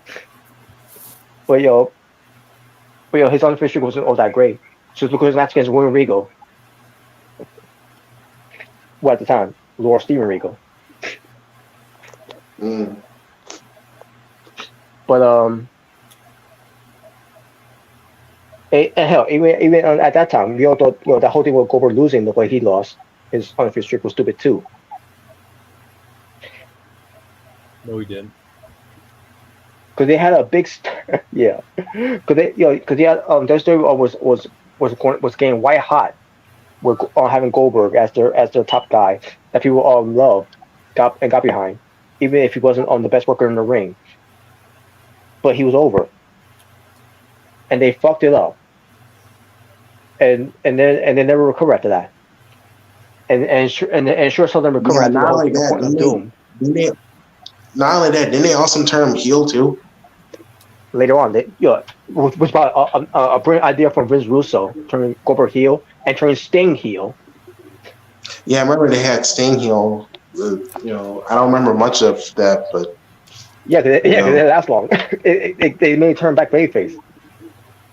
yeah, because they knew turning Sting heel was stupid. And all for what? Just because Hogan was back to being red and yellow, and Hogan's a babyface. So of course, I mean, yeah, it was cool to see that, but you didn't have to you didn't have to turn Sting heel. That was just.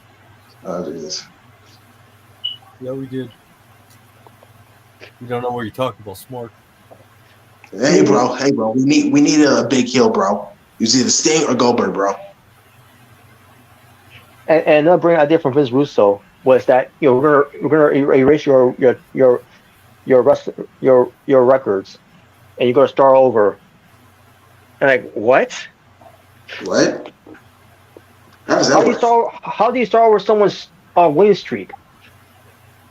It's all in the books. Like So I guess he's gonna erase it, and I guess it's non-canon. I guess it's non-canon now. It's not canon anymore. it was like saying that with Triple H losing the True Chris Jericho on Raw for the title, and also later on minutes later it never happened. These people didn't see a damn thing. What? And this and his thing, Vince Russo was not around anymore at that time. He was already gone.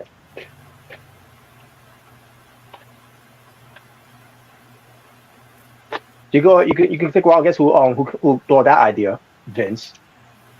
No, And no, I'm not talking about Russo. I'm talking about no, a man.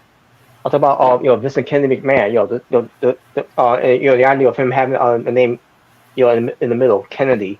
Yeah, I kind of wish what chance to a Kennedy being assassinated. This man should have been one of them.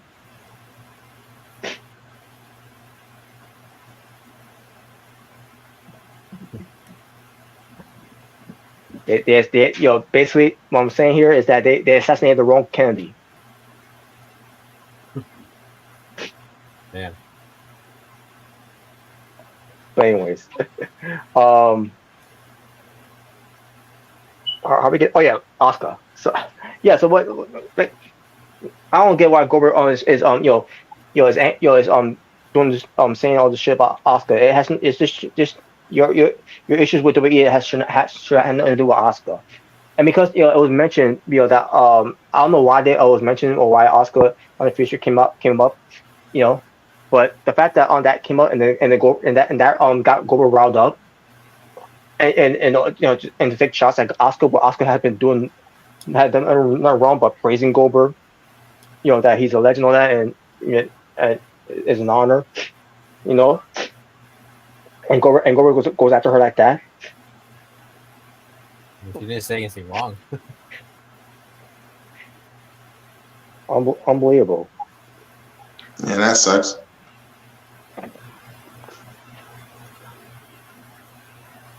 And his issue should not be with Triple H either. His issue should be with Vince. Even I always shit on Triple H and everything, which well deserved, but Triple H ain't Vince, first of all. Yeah, he is. He's just boring in the ring. That's basically my thing about Triple H. No, you're just jealous. Yeah. Yeah, you're jealous you've never beat him. What? Oh please. Yeah, because I want to be, because I rather be in his shoes to be an unknown name in WCW as terrorizing, or what was that other name he had too, by the way? Jean Paul Levesque, whatever it was supposed to be. Yeah, I think that was his real name. The thing he used. Paul of Chris. Yeah, he had another name. Yeah, but mine besides terrorizing. Yeah, I think it was John something. Yeah, I think it was John Paul Levesque, because he didn't use his real name. They just added the name John. Yeah. I was watching Bloodsport and I got the idea. Yeah. All right. I guess we do some fun topics now. Yep. I wanted to pursue it too, while Omega Red gets ready to bring it up.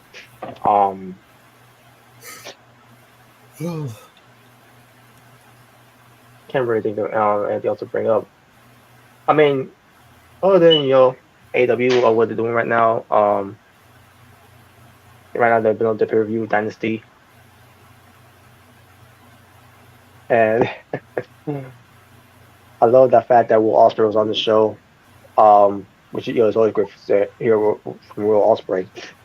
But when it comes to Bryan Danielson, or build up their feud for Dynasty, is one of the biggest matches they can produce for next month. And basically, saying in a way of couldn't walk a mile in my shoes. Like, oh my god, this match is gonna be great. First of all, and we got Jordan Williams. What up? The U.S. What champion. up? The U.S. champ. Because JKP couldn't lace up his fucking boots. Wow. He could walk a mile in his shoes. I'm getting the title back, so that's no big deal. Oh yeah, let's go, Jordan. It's just Jordan. I know it's been a while since I've been on here. Yeah. Where were you? Fuck John Cena. No. Oh wow. Hey, nothing you can say.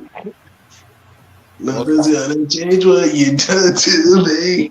Well, considering that he doesn't like that song, I think it's great. Hey, wow.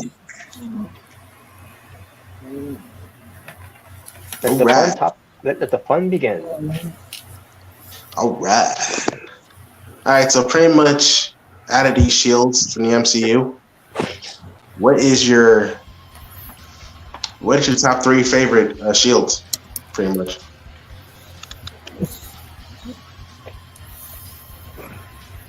I'll go first. Obviously Captain America. I'll go with Captain Britain. I do like the Union Jack in the middle, and I'll go with Taskmaster's shield. I like, I really like it. I like how they brought the classic shield. His classic shield. So yeah. All right. I guess I'll go with Captain America. Obviously, I'll go with Captain America. I'll also go with the United Kingdom shield. I thought it was nice touch there. And I'll go with the shield, I guess you could call it. The what? The shield, I guess you could call it. Because okay. Shield. But yeah, I'll go with that too. So. Sierra Hotel. Oh, wrong one. Yep, wrong shield. Yep, wrong shield. All right. Okay, who's next? I'll go. I'll go with Captain America, Captain Britain, and the Shield. Shield.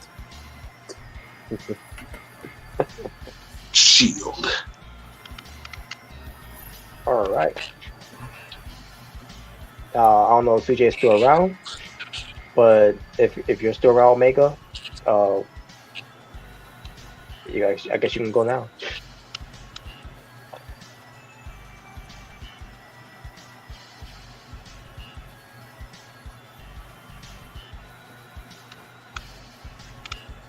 Oh no, it happened. John Cena finally caught up with Omega Red. Wow. It's that payback. I always telling him he sucks. That was Nick never got to him. Oh, wow. Yeah, I mean, even if I did, am I wrong though? Wow. All right. I'll go Captain America, Captain Britain, and the Shield. The Shield. Well, actually, no. I got a better answer. I'll go with Rollins. I'll go with Reigns. I'll go with Ambrose. There we go. What the hell?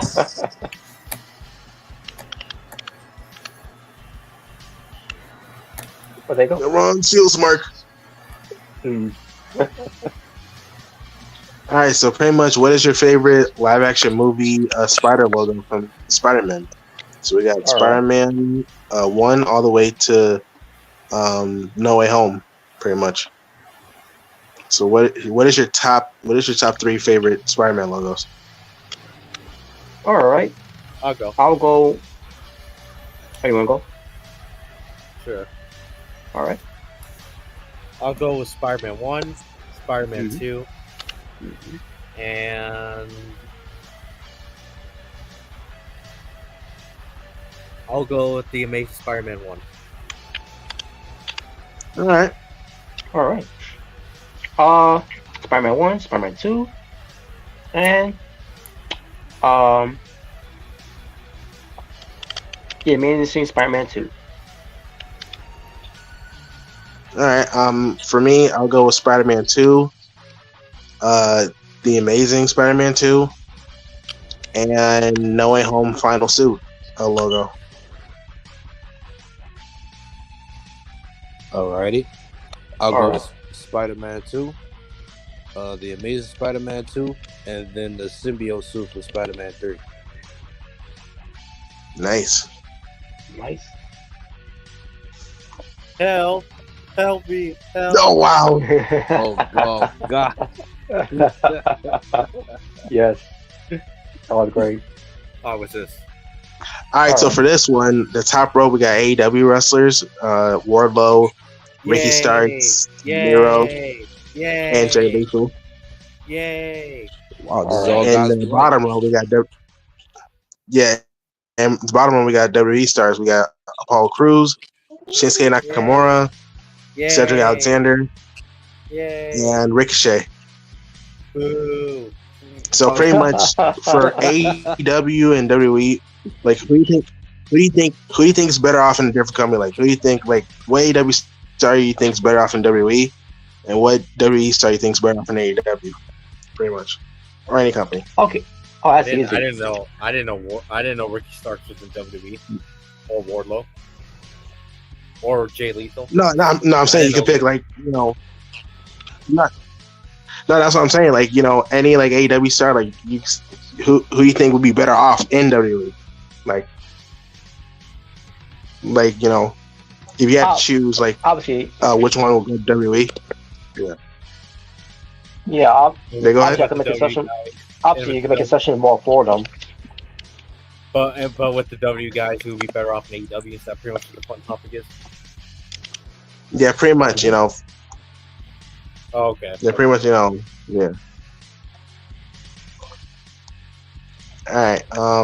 So for me, for AEW, AEW star to be better off in WWE, I say Ricky Starks. I think he'd be great in NXT. Ricky Starks. And the WWE star to be better off in AEW.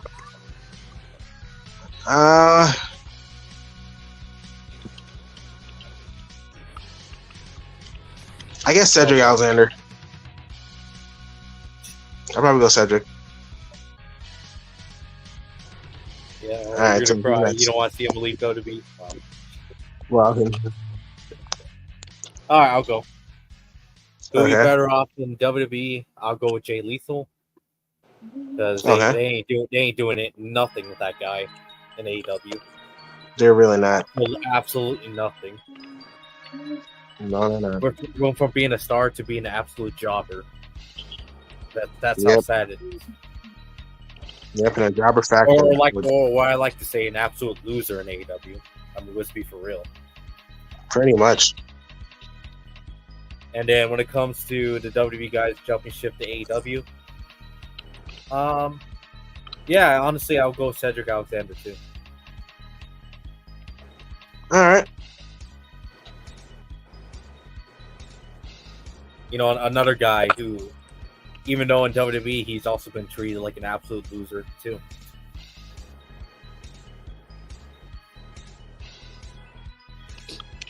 All right. Who's next? All right. Again, you can make an exception with all four guys from AEW to go to WWE, especially Miro. Yeah. But I'm gonna go. Even though with Jay Lethal, yeah, I would agree he would definitely do that there in WWE. But based on how they've been booking Wardlow,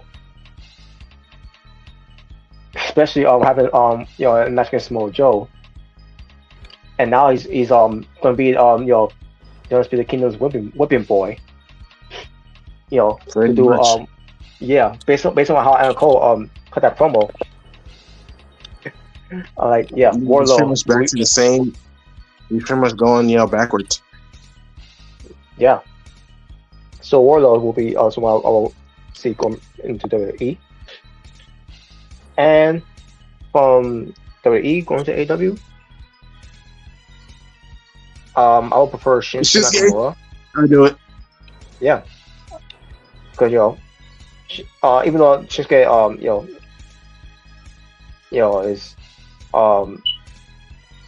is being booked wonders, pertains to his promos and everything and his delivery, but Sorry, no speak English. I can't say the same with how he's treated in the ring.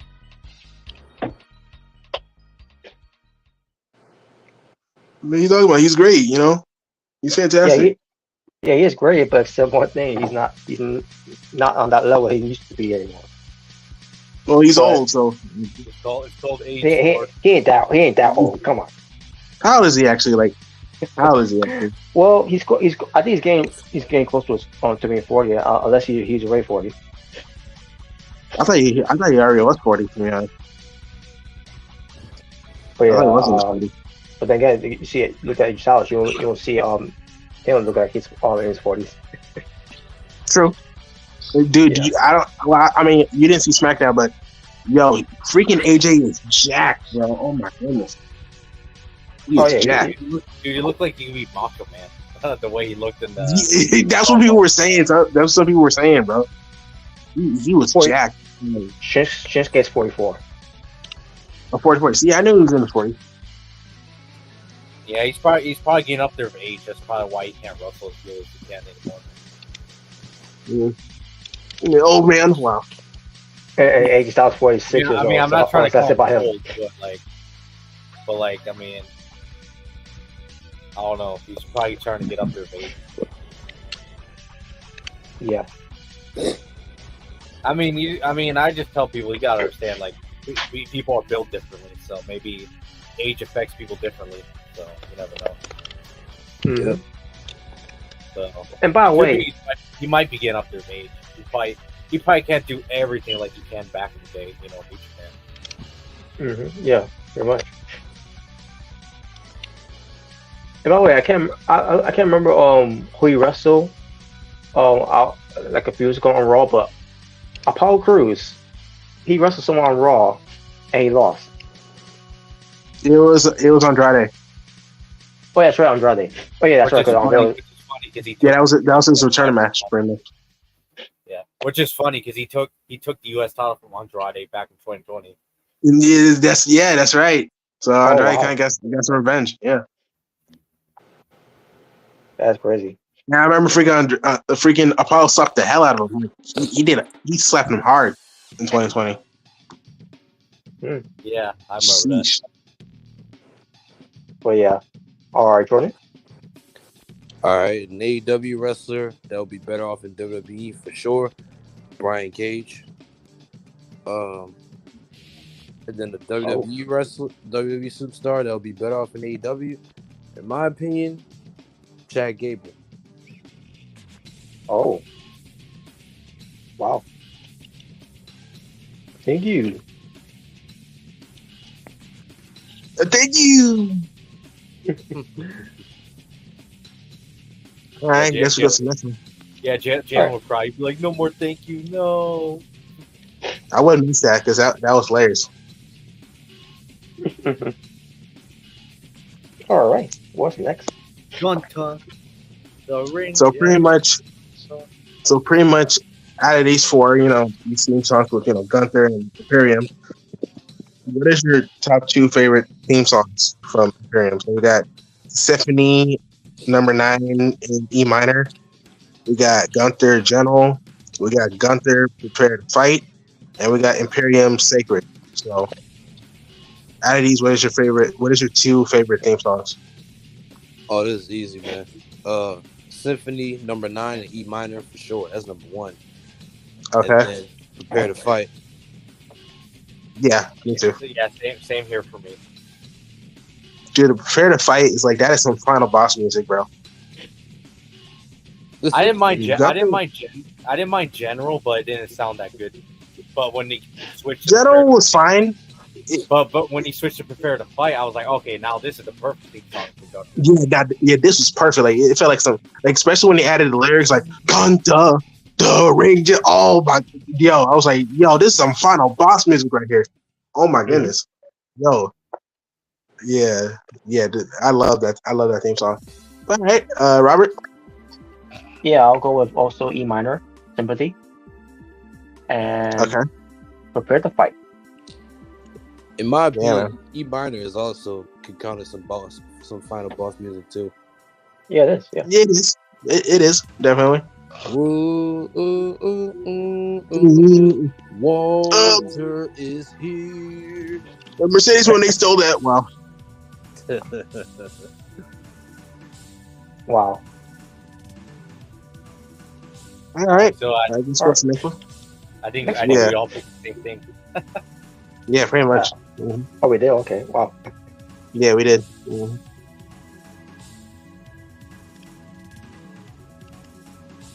All right. So for this one, obviously we got these UK wrestlers that got some name changes. So we got Jordan Devlin to Jaden McDonough.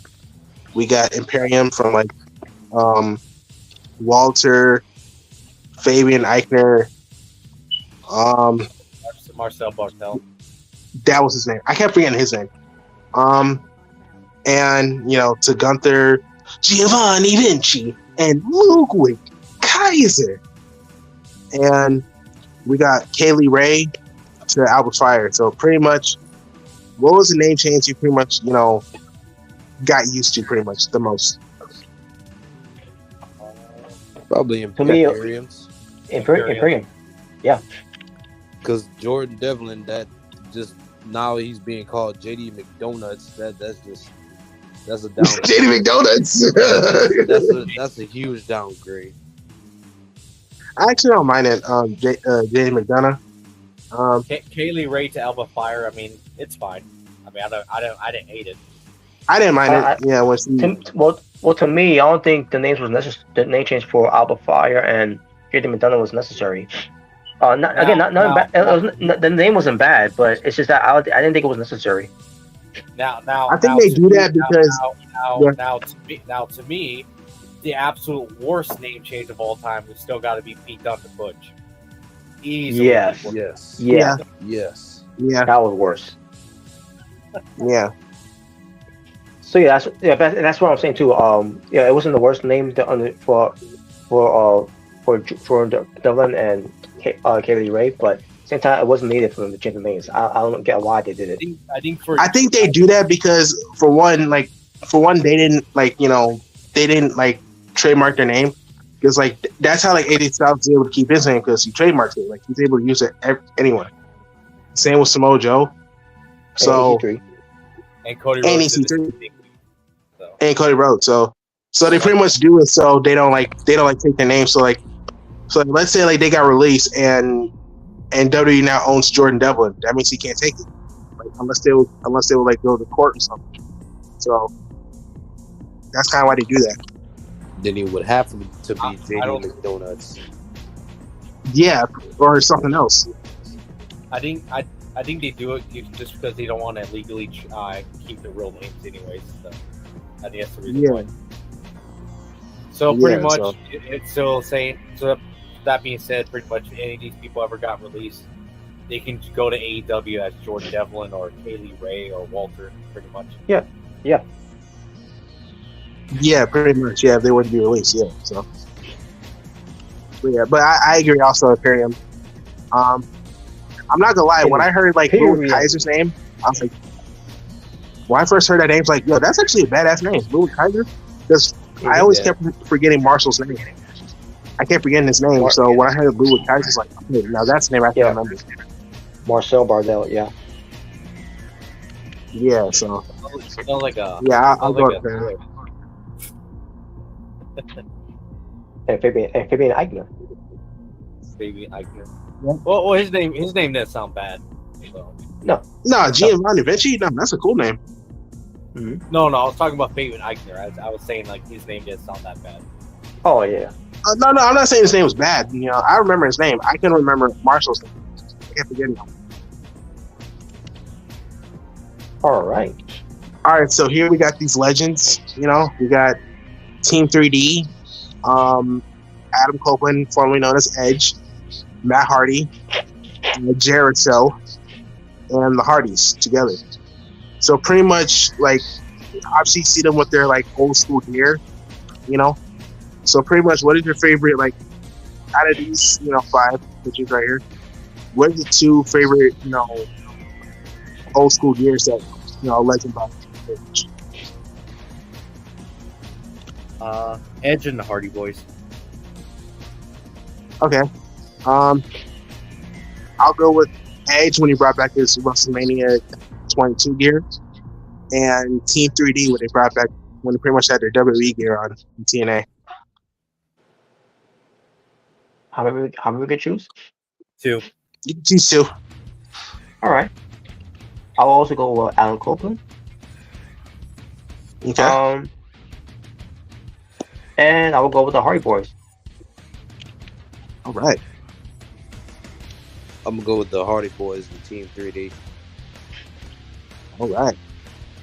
Oh, cool. I remember I saw the episode when the Hardys faced Team 3D and TNA, and they had an old school gear. I was like, oh, this is so awesome.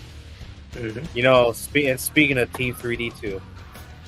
Yep. Yeah. Now we There got, you now we got, Bubba Ray, Brother Ray, and Bully Ray. So pretty much, which favorite version of, of Ray, pretty much. So we got ECW, Bubba Ray Dudley. We got WWE, Bubba Ray Dudley. We got Brother Ray from Team 3D. We got Bully Ray. We got Bully Ray from Ace of Snakes. And we got Bully Ray when he made his return to Impact Wrestling. I think it was last year, right? He came back? Yeah. Yeah, so pretty much last year. So out of these, what is your top 3 favorite versions of Bully Ray? All right. My first one will be from WWE, where it changes, to get up, drop the bombshell. Drop the bombshell, and we're coming down. Also that was a banger song. Yeah. And I'll go with when he first turned into Bully Ray. And Okay. his and Bully Ray when his return was great too, because to be honest with you, I was not expecting to get behind that, because I was still a little cold with Bully Ray because of the comments he made about John Moxley. John Moxley. But water under the bridge and everything, because and then everything he did, returning, his feud with Josh Alexander, that's actually what kind of brought me back to TNA a little bit, because when I heard what he was doing, when he turned heel, the day I saw, I was like, he was about to power bomb. No, he's about to power drive a woman. I was like, whoa, what's going on here? And then I found out, that's freaking Josh Alexander's wife. I was like, I gotta see this now. It's like, So I guess I'll have that as my honorable mention, but yeah, I will go with WWE and then when he first became Bully Ray. Okay. There you go. That it would be the same thing for me too. Yeah, pretty much same here. I will also give honorable mention to Aces and Eights. Bully Ray. I thought that was pretty cool. Time with Bully Ray. When he was the president of Aces and Eights. I really enjoyed the Aces and Eights storyline. That was my favorite, storyline they did. TNA, one of my favorites. So, Better than the Portal. Oh yeah, way better than Moral. Way better. Yeah, I'll go Aces and Eights in terms of honorable mention. All right, Jordan. All right, I'll go with ECW, Bubba Ray Dudley. Then All I'll right. go with TNA, Brother Ray. Okay. And then I'll go with Bully Ray when he first turned into Bully Ray, actually. All right. Sweet. Devon, get the tables. I love when they put Dixie Carter through a table. Oh, that was so great. That was so great. If AEW doesn't get canceled by then, what? Oh boy. Wow. All right, so here we got Seth freaking Rollins. Jay Bird to Jay shit. What the fuck? What? Wow. Whatever. So obviously we got these different versions of Seth Rollins. We got NXT Seth Rollins, Shield, Yay. Authority, Yay. Yay. Redesign, Rebuild, Reclaim, Yay. the Kingslayer, Yay. Monday Night Rollins when he was the IC champion, Yay. the Monday Night Messiah. Boo. Oh. We got the Embrace Division of Seth Rollins, when he came back in Yay. 2021. And we got the, the visionary, revolutionary Seth freaking Rollins. Yay. So pretty much out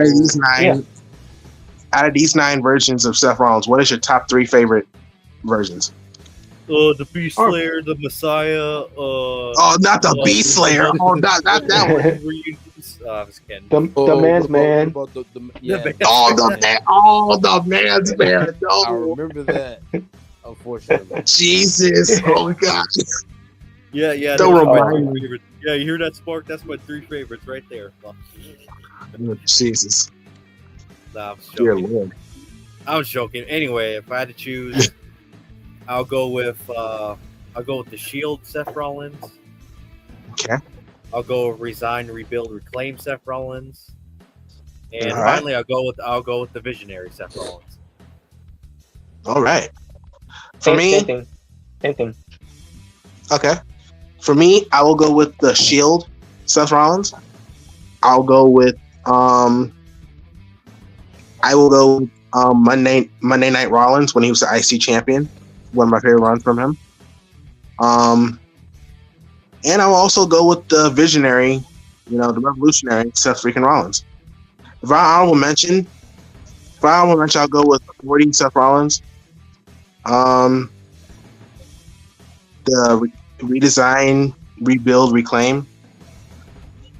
And I'll go with, the Embrace the Vision when he came back in 2021. So those are my honorable mentions right there. Well, and the Messiah garbage that he did. I didn't mind it. It's just that you know the Ray feud dragged on too much. You know, And then also the freaking eye for an eye.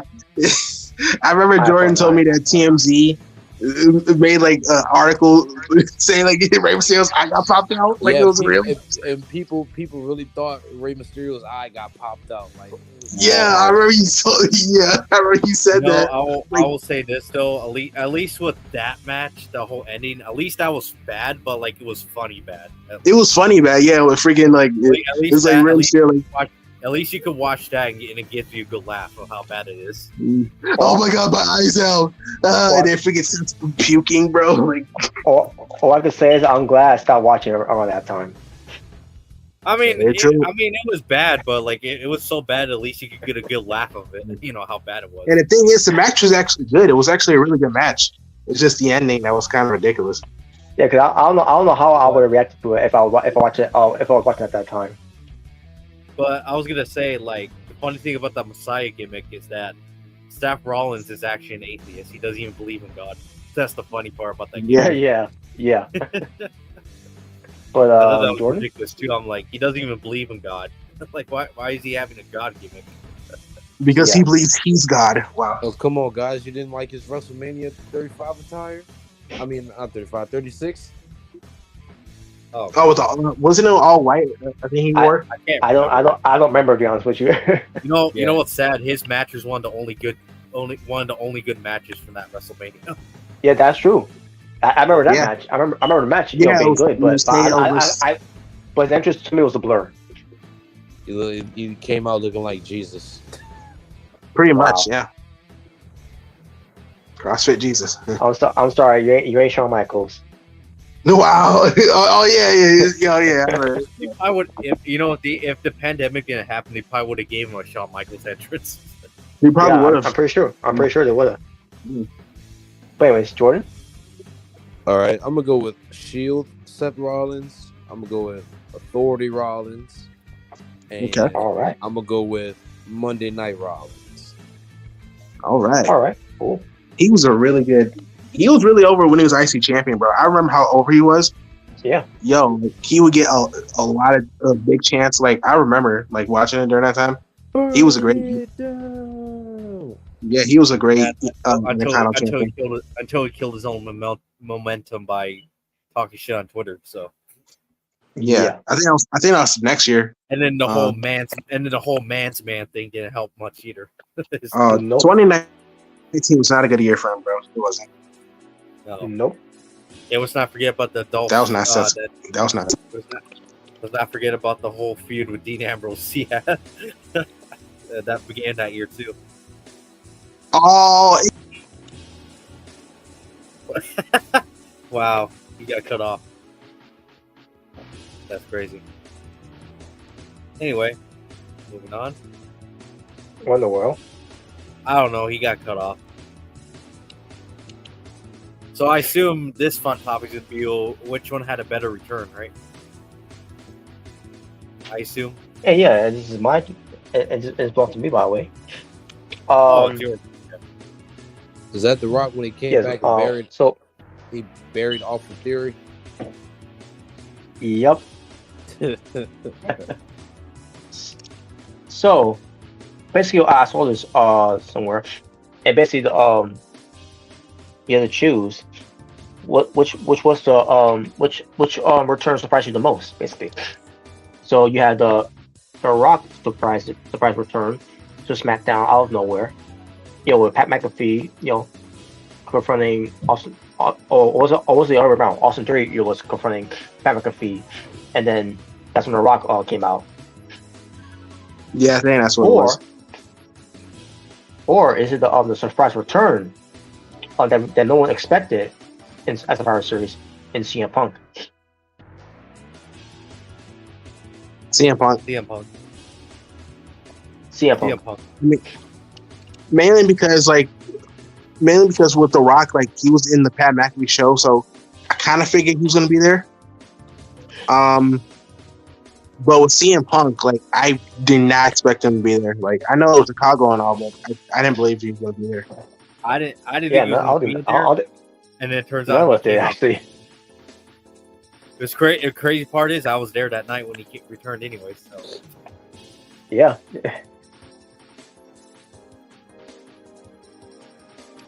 that's crazy. I came back to 2 CM Punk returns that year. One was to AEW and Collision. The other was to WWE Survivor Series. Like that is crazy. Yep. For me, I'm gonna go with The Rock actually, because the CM Punk, that was just a Thanos moment. All your failure, all your adversity, where did that lead you? Right back to me. Wow. Wow. Wow. Dude, I never even thought about that. Where'd that bring you? Back to me. Right back to me. You cannot That would be Drew wrong failure. That sounds like something he would say. I prayed for this and it happened. Yo, that line was so savage, bro. Like, wow. Have you seen the T-shirt he had? It said, "I prayed for CM Punk to get injured." Wow. When CM Punk, I'm not gonna lie, man. I'm loving Drew McIntyre's current heel run currently. he is freaking amazing, bro. Dude, he like his WrestleMania shirt, the Savior of WrestleMania. Literally in the back it says injured CM Punk check. like, he's been trolling CM Punk, bro. Like, oh my goodness. All I'm gonna say is, I'm enjoying Drew's heel run a lot more than his first run he had, back in 2019. Oh yeah, this is way better. Way better. Jobber.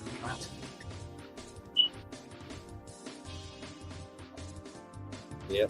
Yeah, he was literally just everyone's henchman, pretty much. Yeah, that's pretty what it was. I won't say he was jobbing.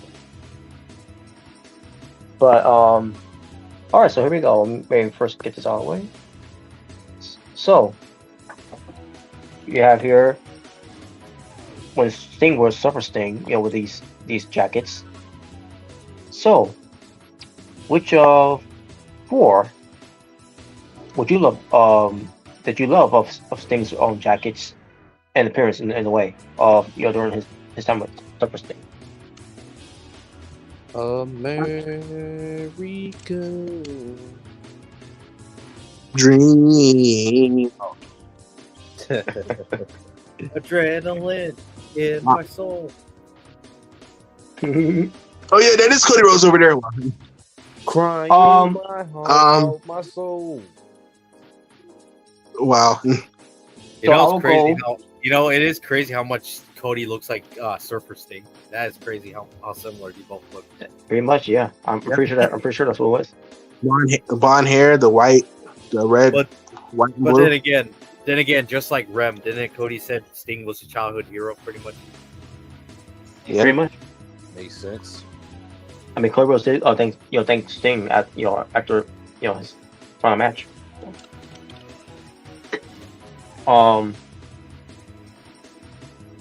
But so I'll go with the red, white, and blue one. America. I will go with yes. That's one. I'll go with the black and pink. Now imagine that Heart Foundation. imagine that combination was if Sting would have been part of our foundation. That would have been a perfect attire if you joined the group. Yep. I'm gonna go with red, white, and black. To me, they look like Chicago colors, which is the Chicago Bulls. So I'm gonna go with that. Okay. Pay tribute to Michael Jordan. Hell yeah. And I'll go with the purple one there. That thing's got on. All right. For me, I also go with the American attire.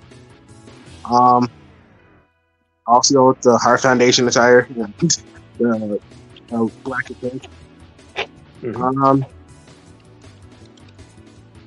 I'll go with the green yellow attire, the green yellow black attire, pretty much. All right. And I'll go with the light blue and orange attire, the one next to the American one. So, all right, cool. Yeah, those are my favorites right there. All right, I'll go with the America Sting attire. I'll go with the orange and silver. I don't think that's blue. I think that's silver. I think it's both. Like maybe baby blue, light blue. I think it was silver. Oh, okay. It's hard to see. At least on this picture. Yeah, I know. Yeah, it is hard to see. Yeah, I'll go with that one. I'll go with the white, black, and red one, and finally I'll go with the pink and black one.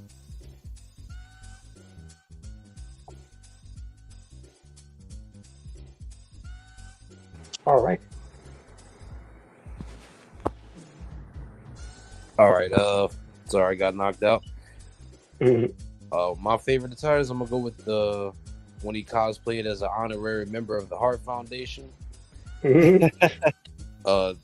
The American flag attire. All right.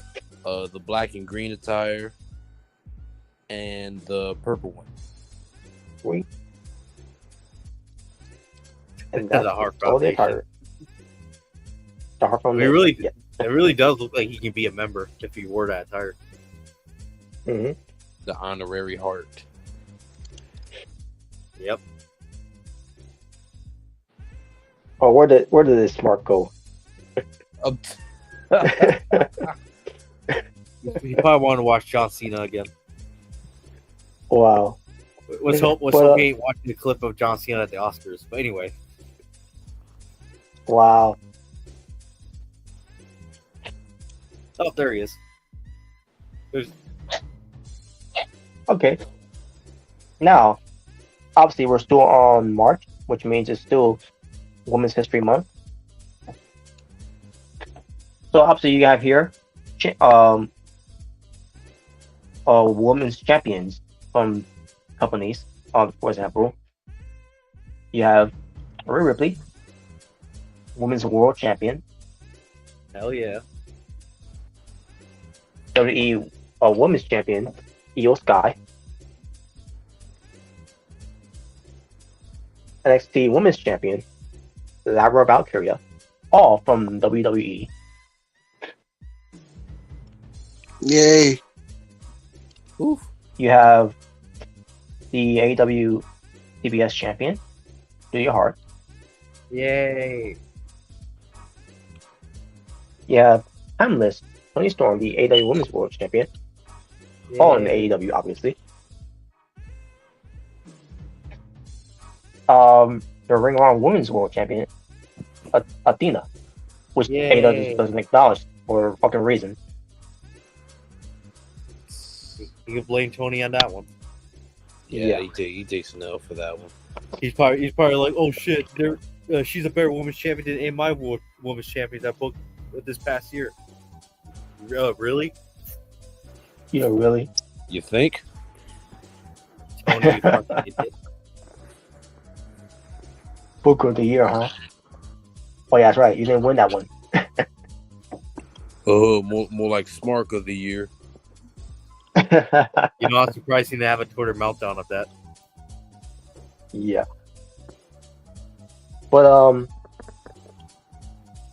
and then you have the well, she's not a champion anymore, but she was at one point the women's strong champion from the Japan Pro Wrestling Strong in Julia, and the IWGP Women's Champion from Stardom or other promotion, for most likely World Wonder Ring Stardom. Well, obviously it's Stardom, sure.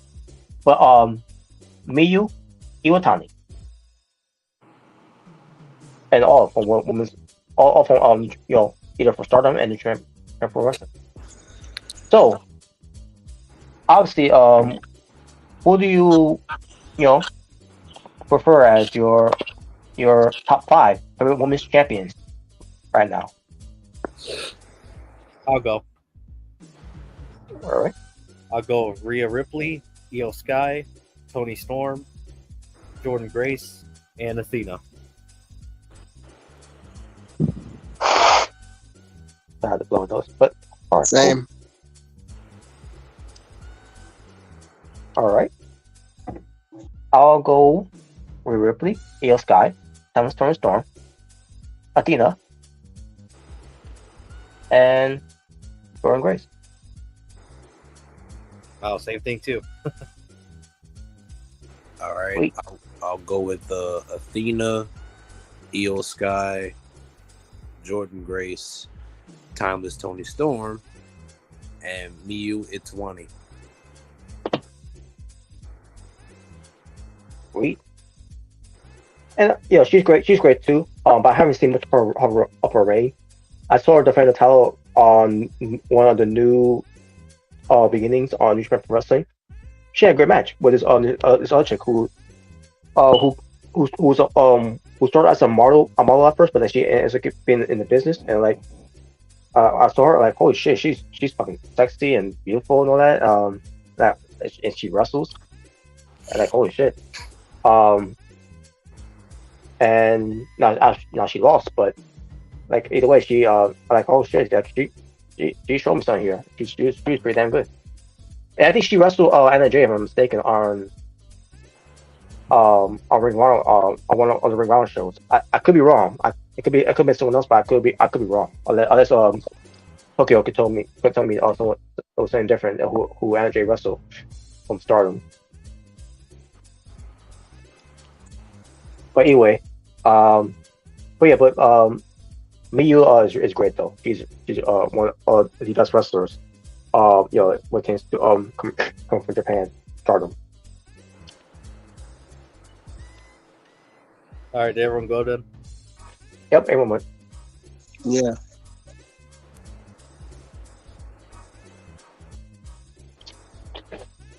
Now here we go. We have here Boma. Yay. Oh, where's Yamcha? Okay. The Yamcha's better smart. So guys, obviously you see a little girl here. I think that's supposed to be Boma, just one thing. I don't remember seeing anything about Boma being little. It takes any type of flashbacks of any episodes. Unless I missed it, I don't know. I can't remember. But regardless, which of your top 5 is your favorite outfits of Boma here? I didn't realize she had a lot of outfits. Yeah, yeah, and actually, it's crazy. A lot I actually I recognize. Yep. Yeah. So basically, what stands out for you? With what of your top 5 outfits that you prefer? I guess I go with her debut look. With the the pink dress she had. When she first saw Goku. I'll go with the bunny suit. I'll go when she had like the afro going. So it's 3. I'll go with the yellow outfit. That yellow outfit she had when she was with Vegeta and them. Well, when she was first crushing on Vegeta. And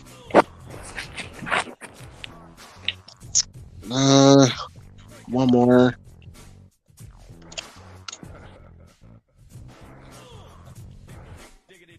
I'll go with the red dress at the very end at the bottom. Like the red dress, the red dress, red heels. Yeah, I see. Yeah, so I'll go with that. That was my top 5.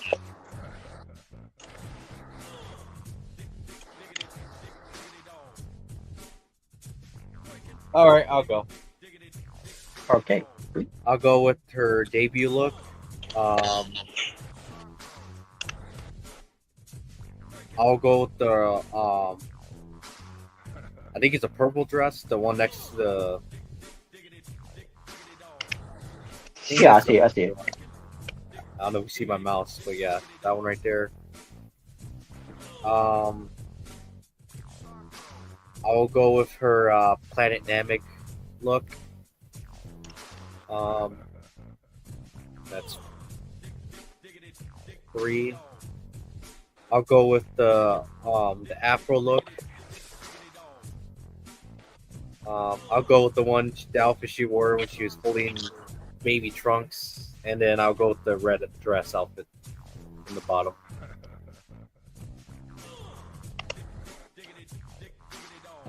All right. I will also go with her debut attire, outfit, whatever. I will go with the outfit that she's wearing from the far right on top. I'll go with when she went to Pandemic, for that outfit. In fact, that was the first outfit I ever seen of Bulma. When I first started watching Dragon Ball Z during my time growing up.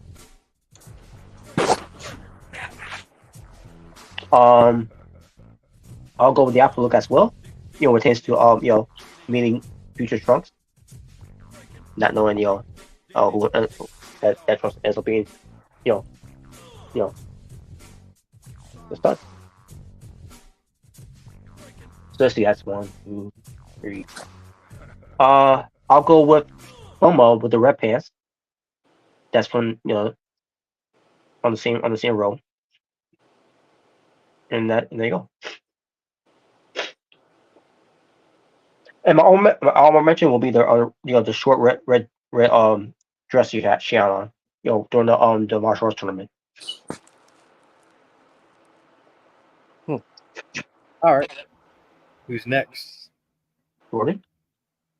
All right, I'm gonna go with the look on the left of the Playgirl bunny looking look with the red jacket and the cargo pants. Oh yeah. Okay. The one below where she has like one side where it's just her legs showing. That looks pretty cool. I'll go with the one second to the right with the lab coat and the white pants. Okay. He loves wearing the lab coat. I'll go with the mechanic looking look at the bottom, all the way to the right. All right. And then I'll go with the Afro look. All right. All right, cool. Oh, where's Big Green at? Or Vegeta. I'm actually surprised that she never had a look with blue pants. Wait, what was that? Blue pants. Like she has blue hair, so I'm surprised she never had an outfit with blue pants. Oh, that is actually interesting. Yeah, she did. She was in NXT once, remember? Oh gosh. Oh yeah, where's Big Green? Where's Vegeta? Where's Clearin? Yeah, Vegeta. That one killed me, bro. Clearin. Oh, how about when they're powering up to Super Saiyan, they yell out Kamehameha? That was stupid, bro.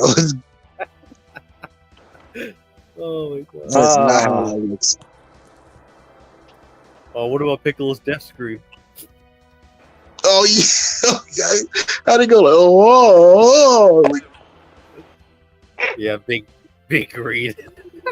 Big green. well, it's the big green. You know, it's one of those things where I tell you guys would think I'm trolling, but no, that it's a legit thing. Yes, it Yeah, is. that's a real dub, bro. That's a real dub from Dragon Ball. The big green dog. The big green Vegetai. Clearing. They don't even call it Tien Shinhan. They call him Tenshin. Tension, bro. Attention. And I remember when we said big green, the big green. I said to myself, wait, you talking about the movie? Like, no, I mean they made Piccolo big green. Like, wait, what? Oh, It's the big green. My God, man, oh, terrible. there's a funny clip where I saw they call one of the moves instead of calling it I think it was Gallic Gun. You know the move Vegeta does, the purple one. Yeah. Instead of calling it the Gallic Gun, they called the Magic Beam. I'm like, what? The magic, The magic beam. beam. Wow. Wow, I'm like, this the is magic bad. beam, bro. Wait. Moving on. I'll recommend people to watch it. At least it's better than Dragon Ball Evolution. Yeah. Yeah. At least you can get a good laugh out of it. All right, what's this? All right, guys. So ECW. you got here ECW Legend, for example, the Sandman. Yay! Where's Spider-Man? No. But the franchise, Shane Douglas. Yay! It's all about the game. I mean, Yeah, Triple H Wow. stole his gimmick. Yeah, what she did. very much. Yeah. The Invader of Violence, Tommy Dreamer. Yay! Heart and soul. The Human Suplex Machine, Taz. Yay! Survive if I let you. The Dudley Boy. Yay! Testify. We're coming down. The Suicidal, Homicidal, and Genocidal, Sabu. Yay! I got a barbed wire scar from you just saying his name. No, yeah. Yeah. Yo, the Hardcore Legend, minus Mick Foley. Terry Funk. Rest in peace. Yeah. Rest in peace to the GOAT. Rest in peace. One of the most hardcore old men I've ever seen. Yes. The whole effing show, Rob Van Dam. Damn! One of a kind. Yay! Yeah. Yep. Absolute a legend. Mr. Pay-Per-View. And Raven. Yay! What about me? What about Raven? Oh, what a mark. Stone Cold Nevermore. You're pathetic. So, with these ECW legends, who are your top 5 favorite ECW legends from that era? Okay, I'll go. I'll go with the Dudley Boys, Tommy Dreamer, Taz, Rob Van Dam, and I'll go Sabu. All right, I'll go. All right, sweet. I'll go with Rob Van Dam, the Dudley Boys, One of a kind. Terry Funk, and Sabu. Alright. All right. I'll go with Rob Van Dam. I'll go with Sabu. I'll go with Taz. I will go with Terry Funk. All right. The Funker. And I'll go Tommy Dreamer. All right. All right, What? I'll go with RVD. I'll go with Okay. Sabu. All right. With Terry Funk. Mm-hmm. I'll go with Sandman, and Alright. go with Shane Douglas. The franchise. You know, I remember I was watching Shane Douglas's promos in ECW. It's like, yeah, this is this is definitely where the game got it from. He definitely ripped off that. Yeah, he did. You know, I used to thought Rob Van Dam was Sean Claude Van Dam's brother, bro. They look exactly alike. They did the splits. Like, come on. What a mark. He really did look like him. That's when he comes to Rob Van Dam, it's like, I believe that's his brother. Like, they look alike, have the same like style. Like, yeah. All right, so here we got some triple threats of WrestleMania. So, guys, yes, triple threats for WrestleMania. Which one is your favorite triple threat match at WrestleMania? So you have here from A, WrestleMania 20 with Triple H, Blue, Shawn Michaels, and Yay! Yay! Yeah. No comment. No comment. Yeah. You got B from WrestleMania. Yes, from WrestleMania 30 with Daniel Bryan, Jordan's hometown. Yay! Yes. Yes. Randy Orton. Yay!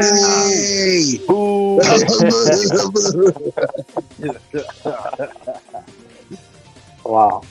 And Batista. Yay! You got C here for where it says WrestleMania 31. Oh, you got My birthday. Roman Reigns. Boo! Yep. Blue out version. Brock Lesnar. Yay! Yay! Suplex City. And Seth Rollins. Yay! Yay! And finally, from D, which is WrestleMania 32, you have Sasha Banks. Yay! Yay! Charlotte Flair. Yay! Boom! Yay! Oh, come on. During that time, really? During that time? I wanted Sasha to win. Or Becky. I want her to win too. I want Sasha to win too. But or Becky Lynch too. And Becky Lynch. And Balor. Yay! Yeah, but Becky was actually tolerable. Yeah. My thing with Becky Lynch, she had her chance at Royal Rumble, she didn't win. So. Wow. At this point, Robert's like, I hate you, Becky. I hate you. Wow, in 2016. Overrated. Oh, dang. What? So, Becky Lynch right now overrated. Oh, I thought you meant in 2016. Oh, right now. Oh, no. Yo, if it was overrated. I was gonna say what? Like, what are you talking If it was more Charlotte. It was more Charlotte than anything. Charlotte, yeah. Yes. Right. But choose one. I would choose A. Yes, I know it's a Triple H. Yeah. They're your favorite. Oh wow! Triple H kicked him off the bench. No way. Better show me some respect. Triple H lost though. Yeah, that's right. Oh yeah, he did. Triple H broke into Robert's house like he did to Randy Orton's house. Oh boy. Wow. Well, I got Cobalt away from him. Oh boy. Oh wow. For me, don't worry. We're actually, we should do that as a segment for AWF. We should have Mr. Revenge break into AA Omega's house. What? Wow. Oh wow. Oh wow. That'd be crazy. No, he should have broken into Jordan's house. Wow. What the fuck is he breaking into my house for? Yeah, that option's over. I didn't forget. Wow. Or better was have him break into John Cena's house and beat him up. Oh no! But buried in his own house. Wow. All right, who's next? I'll go. I'll actually go WrestleMania 30 with Daniel Bryan versus Randy Orton versus Batista. I thought it was really good third match, and obviously the Miracle Kid And most importantly, Randy Orton lost the titles. Yay! Oh, yep. Importantly, I he would didn't go even with- get the fall to lose. And he didn't even lose. Yeah, he didn't even get the fall to lose. That's the funny I part. know. And also, I was there for that, so that's Yeah. why it's number one for me. I would go with C since it was my birthday, and that was a really great cash in. But that was really just a cash in. That wasn't really a triple threat, to be honest. No, it wasn't. Yeah. But it was great cash in, though. Oh yeah, it was Yeah, good, though. but yeah, I'll go. But- I'll go B. All right, B. All right. A Miracle on Bourbon Street. You know, funny enough, I was just watching that WrestleMania today. You know, WrestleMania 30. Oh, wow. Hell Oh, yeah. wow. Okay. That was a great WrestleMania. That was a great As long WrestleMania. as long as That was a good WrestleMania. yeah, as long as you skip John Cena's match. Yeah. Oh, Oh, yeah, exactly. Because he's I- trash. He'll always be trash. no, Bray I Wyatt- don't think he's Bray Wyatt trash. Bray He Wyatt should- was always better. He just had the. I great- agree he shouldn't have won, though. I agree he shouldn't have won. He just couldn't put over Bray yet. He couldn't put his ego to the side for once. Okay, I don't think it was him. I don't think it was his ego or anything. John Cena's trash. He's always be trashy on the level of Bray. No, he's Like, no, like some fucking boots. no. All right, so we got my girl Harley Quinn. And also, fuck Hulk Hogan. He couldn't lace up Stone Cold or The Rock's fucking boots either. Because they're in the Nope. ring. Okay, all right. He couldn't even. Yeah, lace and he up messed Macho up Man. No. and he called it the Silver Dome. I remember that. Yeah. I'm sorry, this is the Superdome, brother. All right, but for this one, Yeah. what is your favorite design of Harley Quinn? Pretty much. All right. Woo! Should we pick one? I can pick two. Two? Okay. Okay, for me, I'm gonna go with 1992, the classic, Batman animated series, and You better. You better. I'll go with 2014. Wow, really? I better? Wow. I'll go 2014. If I honorable mention, there will be. My honorable mentions will be 2019 and I guess 2017. All right. Honorable mention. I've never seen that, but okay, that was cool.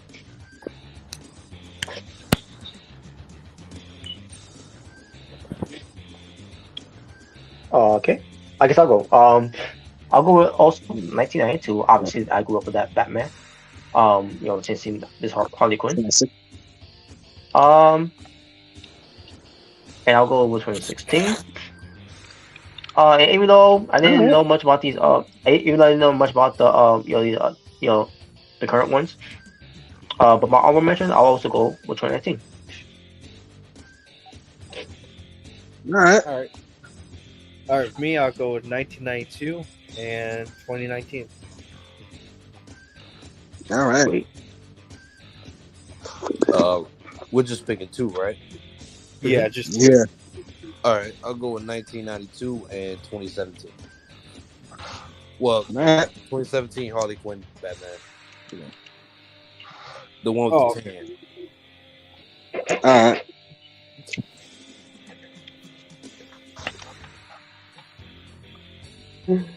All right. Oh boy. all right for I fell No, asleep during season. Oh no. Nah, just joking. I'm just joking. I was to say, wait, is it there? Oh, okay, never mind. All right, No. for me, I mean, shit, I was about to start ahead. I was gonna say for this one, what do you think was the most impactful Spider-Man death? For Spider-Man. So we got, Harry Osborn from Spider-Man 3, Gwen Stacy from The Amazing Spider-Man 2. Oh, we got God. we got Tony Stark from Avengers Endgame. So out of these three, what was the most impactful death? Do you think? Iron Man. Gwen. I'll go Gwen. Yeah, I'll go Gwen Stacy. I mean, obviously, it's, based on the classic, the night Gwen Stacy died, obviously, Hans Green Goblin. Andrew's performance, like, Oh, you mean my impactful? You mean? Yeah, the most impactful. yeah, like, like to Spider-Man, yeah. Yeah, I still say Gwen. Man, especially if you really saw Spider-Man going home. Yeah. When he got his redemption.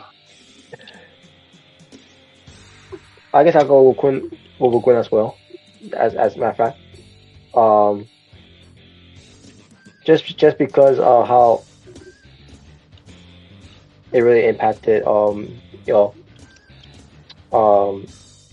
Peter since to Andrew Garfield playing him. Oh yeah, man, that really crushed him. Yeah, but he did get redemption in Spider-Man No Way Home, which was awesome. Mm-hmm. Yep. At least they go like help me. Oh Help. wow. Well,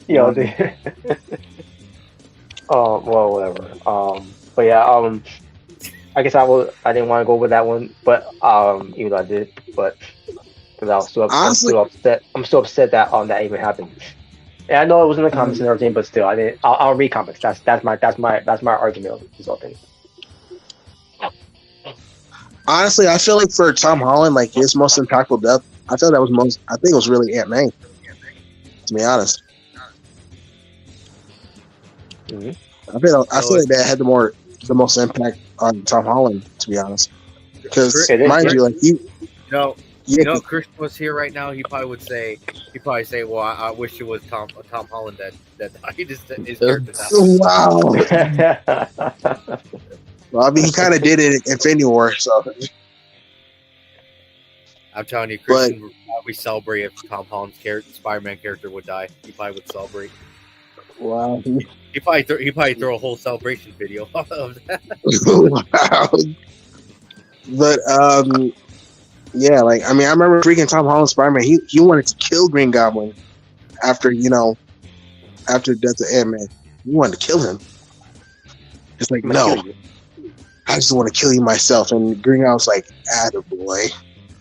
Yeah, that's what he wanted. It's a job. Until Peter number 2 stopped. Yep. Yep, and fuck John Cena. What?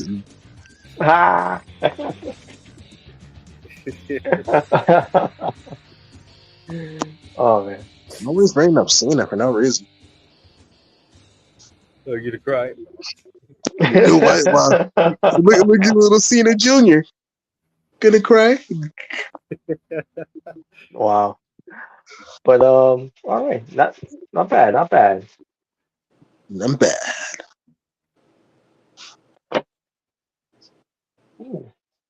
So yeah, now Jordan, did you I'm pretty sure you have. Did you see the Quiet on Set thing? No, actually, I didn't get a chance to watch it, but I did see the interview that Dan Schneider did with the guy from iCarly that played T-Bo. Yeah, you saw that too. I did too. Yeah. The quote unquote apology thing. Yeah, I saw that video. Not bullshit. The bullshit apology. Exactly. Of course. Yeah. You can tell even the guy's face that was interviewing him. You can even tell even he knew it was bullshit. Oh yeah. So yeah, but I'm pretty sure we're going to talk a lot about that later on tonight on Mr. Mrricanjay's channel. Oh, we're gonna do the Asylum. I'm assuming that's what we're doing. Yeah. All right. Blame us. Go ahead. Yeah. But the documentary, yeah, I think it was worth watching. Thanks to listen to everything that was there on there. And again, we're not done yet because episode 5 could be coming up on April 7th. Yeah, it really shows some sick freaks. Yep, it's going to expose a lot more. Yep, I mean they I mean, we already knew that some of the stuff that they was freaking discussing and freakish, but freaking Brian Peck, oh my goodness, the pickle boy, ugh, Yeah. What a name! What a name to have for that. Yeah, pickle boy. I mean, it could have been worse. It could have been cucumbers. Oh yeah, I'd take a haste cucumbers. Yeah. Oh man. But yeah, that and like Omega Red said, don't be surprised, when season 2 comes out, it might be involve Disney as well. Yeah, Disney has some dark secrets too. Mm-hmm. Yeah, because it's just that Brian Peck thing, like what I heard, like that was freaking. That's what took me out. Like, absolutely disgusting. It is. The fact that guy only got a couple months in prison and not really even a year. Yeah. Yeah, that's what really shocked me. Like, he only get like a few months. Like, what? After everything he's done, that I was pissed off when I heard that. He should have gotten life. The other guy who did, who went to prison too for the same thing, he got I think 6 years of prison or something. Yeah, I think it was Jason. Yeah, Jason. Actually, as a matter of fact, I think he's currently in prison again, as Good. we speak. Good. Yeah, hopefully the prisoners take care of him. Yeah, if I remember, because I know in prison, the prisoners don't like those type of people. Mm-hmm. Yo, okay, you remember the Mirror, you remember like Sweet Life of Zack and Cody, like obviously you remember that show. You remember the Mirror that freaking London would talk to? Yeah, that had the voice. Well, apparently, Brian Peck did like 3 episodes of the Mirror until he got replaced. I can't remember if they mentioned that on the documentary too. Did that show that in the documentary too? Omega? Well, they didn't talk about what he did on the show. They were talking about, but they did mention that he did go to the work for that show pretty much. Okay, so there's going to be he was involved in that show, but was never like. Well, I don't think they mentioned if he played any character or anything like that. Right. That's but if we do get season 2 out of this, with Disney being the next thing to talk about, we probably will find out by then. Yeah. But Disney speaking of has some dark secrets too. Yeah, that's right. But speaking of Brian Peck too, though, when once the Amanda show was over, and then and they was showing a documentary with Drake and Josh fighting over the shrimp, and that's basically what started an idea of those two having their own shows. You know what's funny? You mentioned that because I remember I was watching the final episode of Drake and Josh, like Really Big Shrimp, and they pretty much reacted the scene, right? Yeah. And then at the end it showed like the original clip of them fighting over shrimp. Yeah. When I was a kid, when I saw it, it's like I didn't get it, but like now that I know like why the show started, it's like, oh, okay, because this is pretty much where it started. That's pretty much where it started. And with me, when I watched the really big shrimp thing, and I saw them fighting for the shrimp, and then they show a flashback of it, like, oh, okay, I get it. And that, oh man, I forgot they fight over shrimp, on the Amanda show. Yeah. So, I mean, it's crazy. Like it's crazy. Like how different they looked. Like Drake and Josh. Especially Josh because he lost a lot of weight during that show. Mm-hmm. Yep. So like when they went back to see like back in the day, like Drake kind of looked the same, but Josh like he looked really different. One difference is his hairstyle. Drake. Yeah, pretty much. But yeah, Josh, he was definitely bigger, but yeah, he lost a lot of weight. Yeah. But yeah, but that scene always was funny to me. The whole thing fighting over a shrimp, Yeah, even though it was on the yeah, ground. yeah. 5 second rule.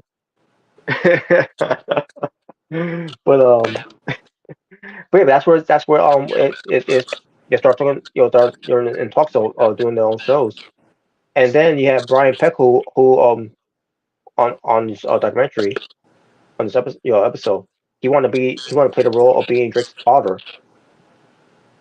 I think that was actually the pilot episode. Um, Yeah, yeah.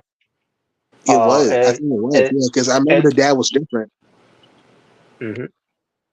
Which, by the way, thank God that didn't happen. Thank God it didn't. Thank God he got someone. I think his name is Jonathan. Jonathan, It's Jonathan something. yeah, Jonathan sure. Goldstein. I think. I think so. Yeah. I think that's the last name, Goldstein. Yeah, But yeah, I he like was a thank better God choice. yeah, I like thank God he ended up being the dad. Yeah. Because look at, because that would not age well. No, it would not. So thank God they got a different actor. But yeah, um, I remember seeing that scene of them fighting over shrimp, and that's pretty much where they got the idea for Drake and Josh. Hmm. But so yeah, so if anyone again are interested about this documentary, it's 4 episodes.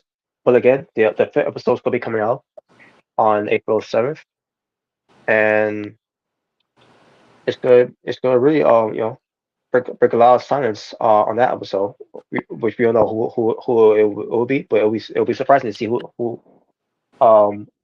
end up being, which is what I'm pretty sure not just with Dan Snyder, but we'll see how that turns out. But it's gonna be a lot more about on Dan Snyder. So, but Yep. but also um, pertains to other shows that he did, um, shows that I didn't watch. I didn't really care to watch, because I like none can beat the other shows that I used to watch at the time. But I think last one Mm-hmm. last one I stopped watching. I didn't get through all the episodes. Was Sam and Cat. Yeah, I did watch Sam and Cat. That was. Mm-hmm. I did watch Sam and Cat. That was actually my favorite show. I did like that show. Sam and Cat together. Babysitting. Hmm. And Hmm. obviously, and sometimes they would have old guests come in, like Freddie, Now I know Jade, why the Lego was Bobby. a foot. Oh wow. Yep. Yeah, they definitely talked about that. Dan Snyder having a foot fetish. Yeah, we know. If you seen Yeah, shows, yeah, we know. Especially that infamous scene with Carly and Sam. Yeah, Or that episode of Victorious where Tori shot an arrow with her foot. yeah, yeah,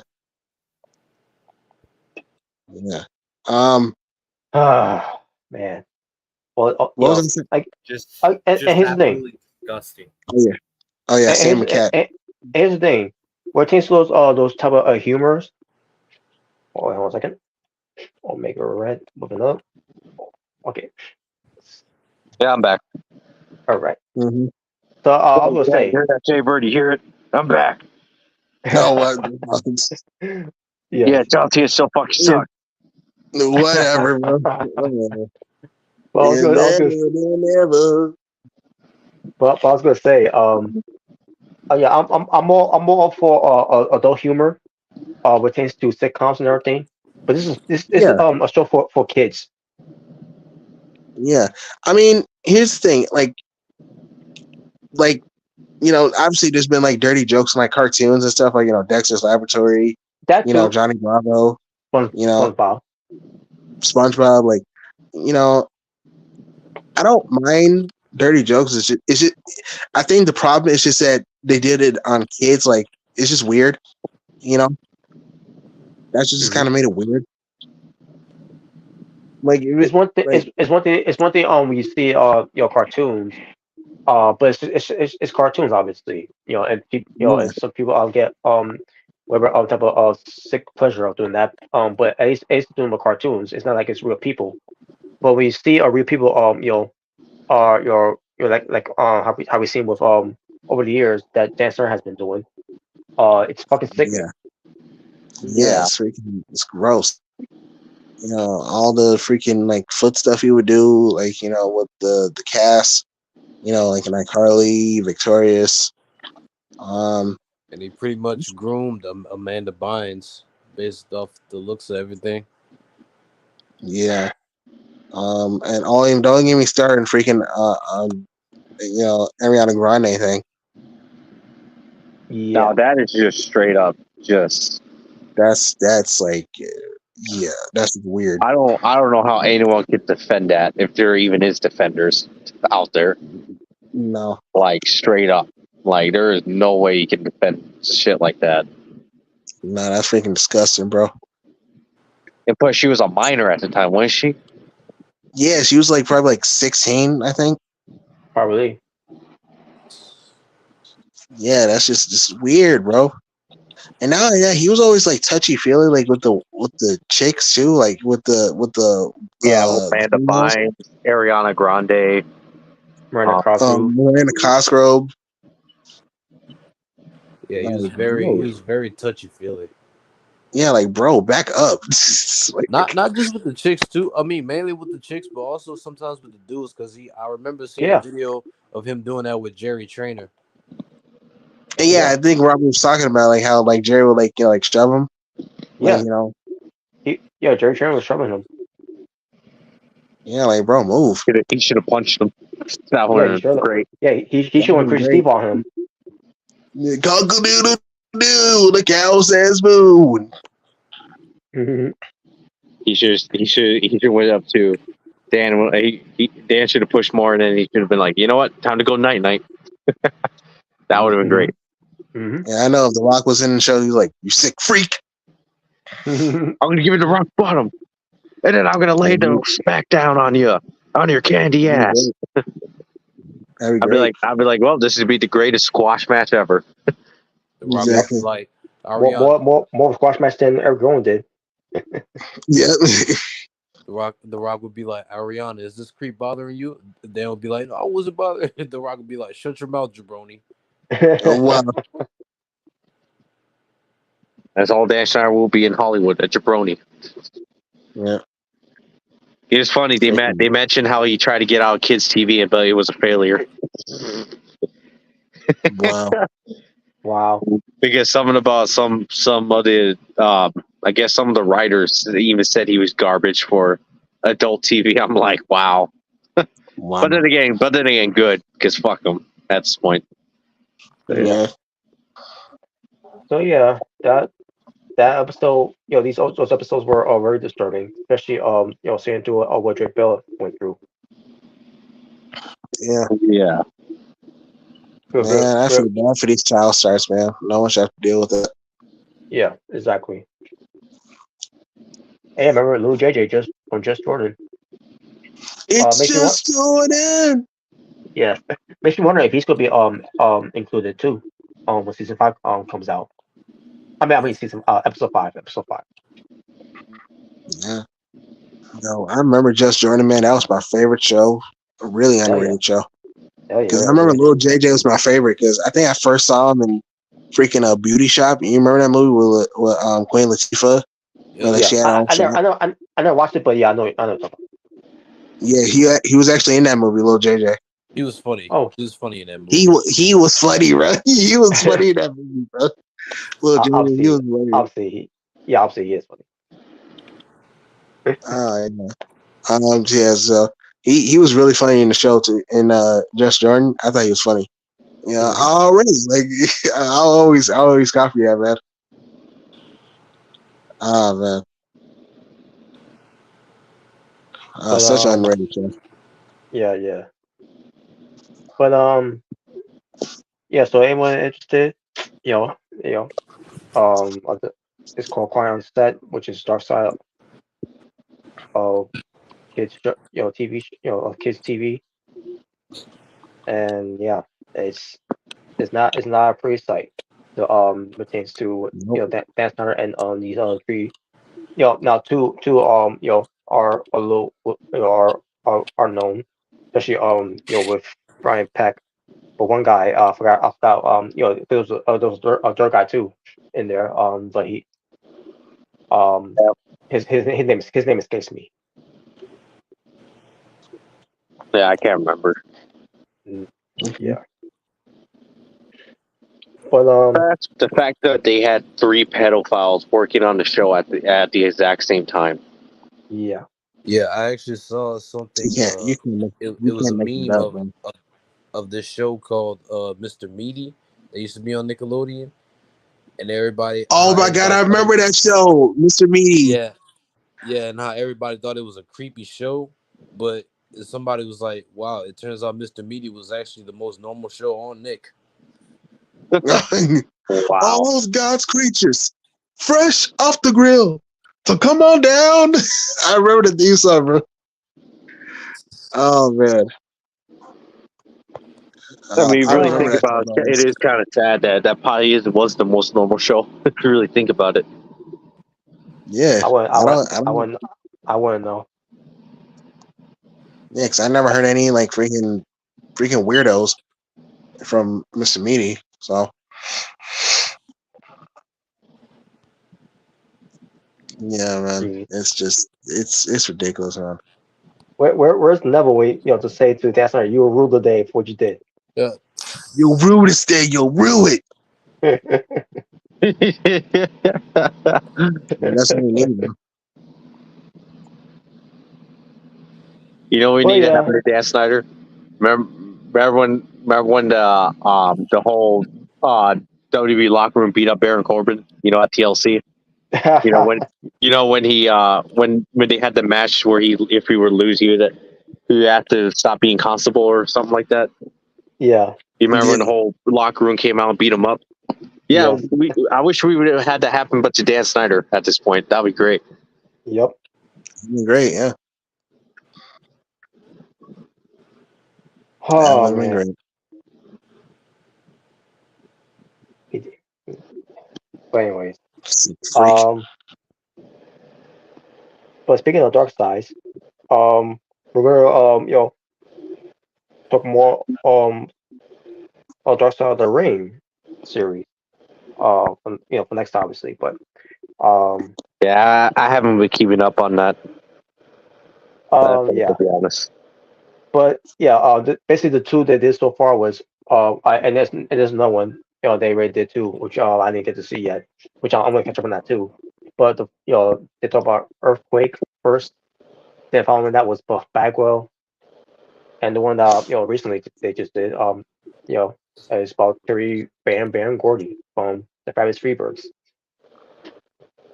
Oh wow! So so far the 3 recent ones they did so far for this season of Dark Side of the Ring. Now we didn't get a chance to do the last thing because I keep forgetting to bring it up. And it was a blur to me. Was from the last season about the last thing we didn't get to talk about was Mrricanjay21. Oh yeah, we never talked about Mrricanjay21. So pretty much pertains to his dark side. It was that like in one moment. Oh, look who's back! Is Miss Main Event Yeet? Really? I got a new theme song for you, CJ. It's just Wolf Oos, Wolf One Ish. It's just Wolf Oos. It's just Wolf One Ish. Wow. Wow. Weirdly, if you could actually make the lyrics work, if you can someone make a version of that, we can actually probably use it. It's just me, Wolf. Wolf One Ish. It's just me, Wolf. And I only left before because I thought I was falling asleep. That's all. It's just me, Wolf. Big bad Wolf. Oh god, I'm just gonna imagine Omega's gonna give me Jey Uso's freaking theme in the next game. Watch out, do you have his theme song in the game? watch out, three little pigs, because I'm a huff and puff and blow your house down. Oh Jesus. I'd rather just stick to freaking either Baron Corbin's new theme or freaking CM Punk's. They get is CM Punk in 2K24 yet? No, He's, not until April, I believe. And he won the DLCs. Yeah, he's I think the first DLC coming out. One of the first DLCs. Okay. And then Jake. Yeah, and then Jake Cargill supposed to come out later on this year. Yeah. Punk's in the DLC with all the ECW guys, including the Dudley Boys and them. Oh wow. Oh, where did that smart Jalen go? I didn't know he left. Little J Smart left. Typical Smart. But what I was going to get at with Mark Jannetty, or chance to the Dark Side of the Ring episode they did from last season was obviously they basically talk about the whole thing with him teaming with Shawn Michaels as the Midnight Rockers before coming to WWE. And they did came in WWE for a bit, but then they got fired. I don't remember what was the reason why they got fired, but they ended up going back to NWA or AWA where they first came from, and then they come back again. Obviously, they got a second chance. And these two always were party boys, that, and also point pranks. Not like how the Bulldogs will do. Dynamite Kid and Davey Boy. Their pranks were over the top. They weren't like how Kurt Hennig and Owen Hart is. But or what X-Pac did with Michael B. Hayes cutting off his ponytail. Yeah, pretty much. But and these they were telling me some stories about how Michelson and Janae were fighting at one point. During the time when they were going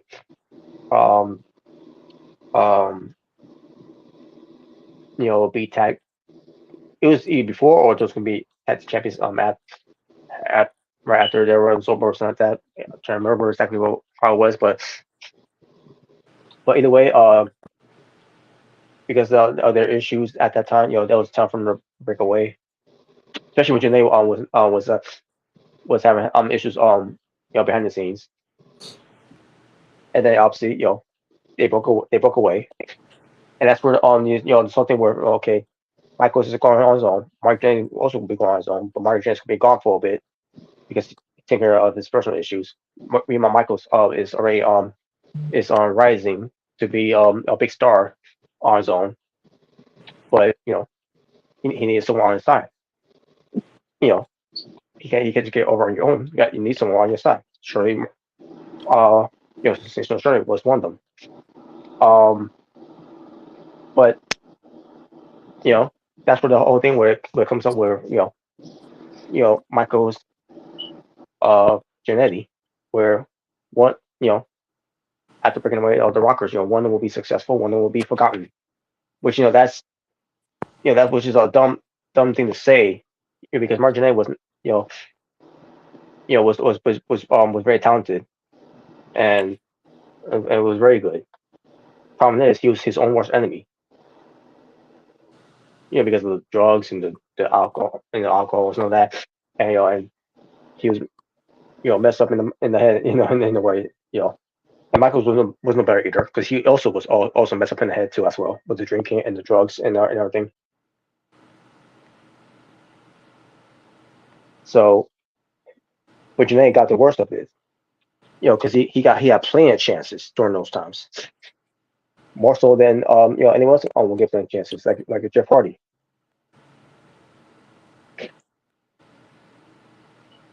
But Janae has talked about some things on his Facebook, it tends to I guess something had to do with his stepdaughter or something like that. Um, I don't remember exactly what it was, but something about is it wrong to get with her? If she's not biologically your father or something like that. It was something weird. He was on something and everything. Without and I'm going way ahead. I'm going way ahead with this on this whole thing, but before that, there was also something with Janetti, getting in trouble, and finding help. And Michael was getting him the help that he can, and he was on his way. He had a match against Kurt Angle, which was a great match on SmackDown, and that was been up for the Michelson Angle match for WrestleMania 21. And and Janae was all set to come back full time for the company, as a performer and everything, and it was going to be his comeback in a way, but he fucked it up. I don't remember what it was that he fucked up with, but I don't know if it was drug related or something like that, but it was so fucked up in a way that I think he ended up going to jail on that year, and they tried to get with him, they kept bringing him back, that, and he still couldn't get himself out of trouble. Again, he's being brought back and again pay all this money, to make a comeback, at least try to make a comeback in the WWE, and he just keeps screwing up. He's his own worst enemy.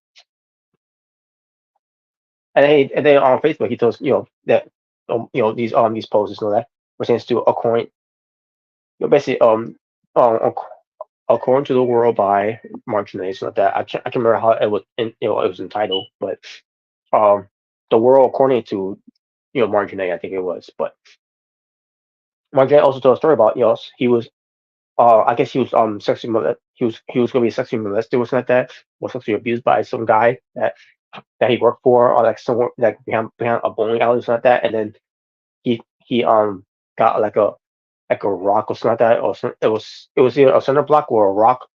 It was sides, that if you do it to someone's head, it could instantly kill you, and that's what happened. And then he had someone to cover, help him cover, hide the body and cover, and the cover, and also to cover up the cover up and everything. To and I'm assuming it was his brother who was involved with that whole thing. To try to protect his brother and all that in that whole thing.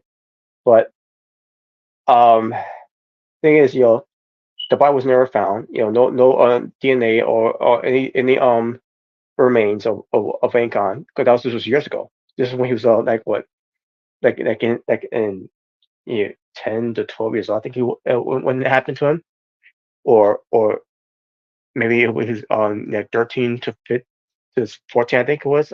I can't remember exactly the age that he said, but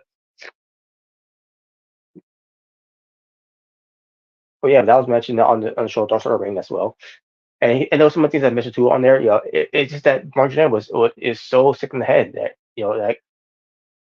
like how can someone that with all the talent in the world, and Mario Jannetty, he was very athletic. He was a very good wrestler. And there's one thing that they covered too on there was the rocket the rocker rock.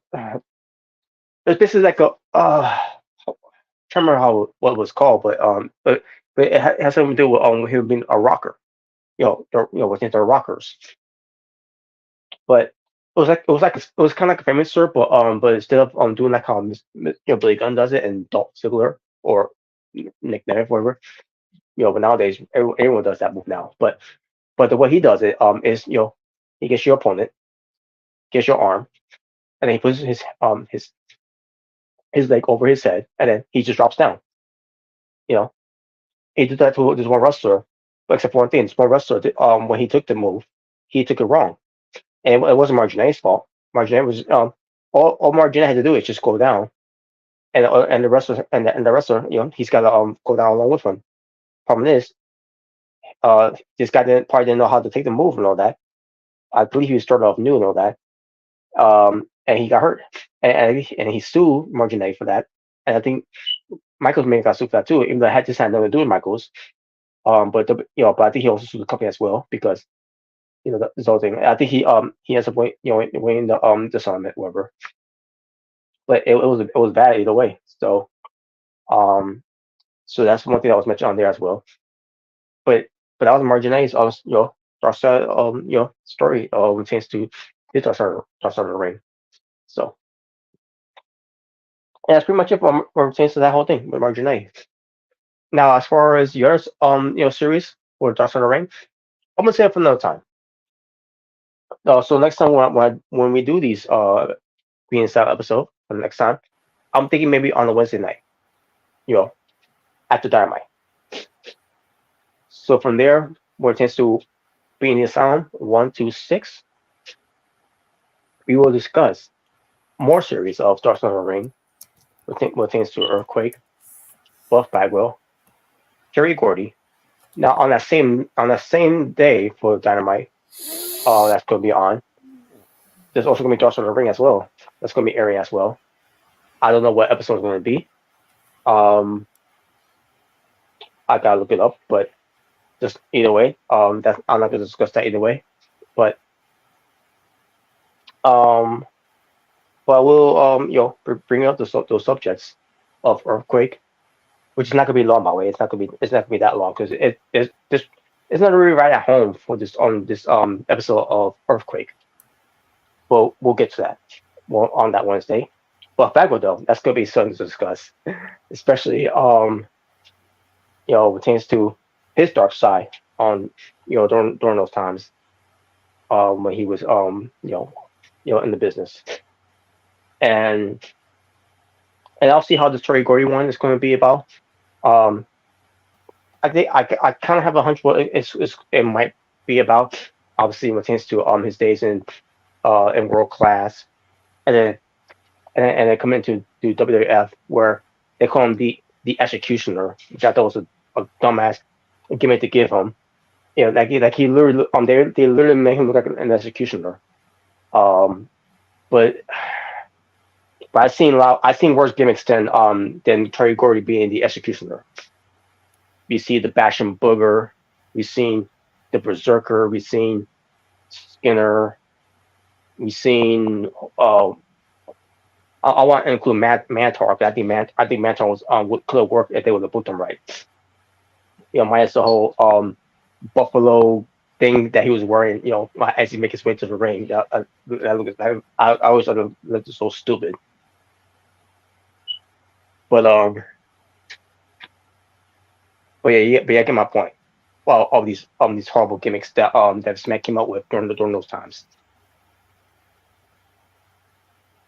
But and I just remember Well and Done. There was actually a tag team at the time called Well and Done. Get it? Well Done. Yeah. Yeah, well done on those shitty gimmicks, Vince. Idiot. But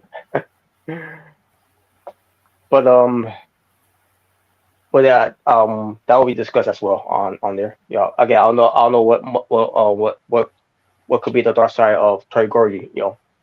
Minus how his life on unfortunately ended. But also on that same episode, we'll pertains to that because we're gonna be getting close.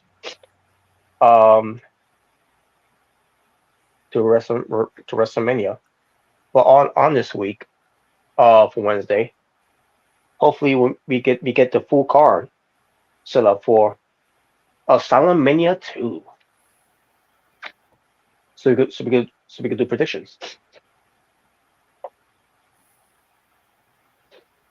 So, and we'll do some other things as well. Obviously, on topics will be one of them. So, and we'll see what else we'll discuss too as well. Now for this episode, we barely talk about that much about wrestling, because it's most likely focusing on Dan Snyder, with his documentary called Fire on Set. But again, I recommend people to watch it, and also to tune in on I don't think for wrestling fans, obviously you're not going to be tuning in on April 7th to watch the 5th episode quiet on set when it comes to the dark side of kids TV, because our focus should be on night 2 of WrestleMania 40.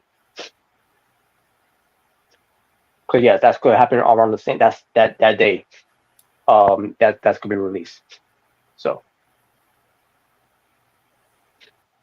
yeah, boy. So will be coming out, and it's entitled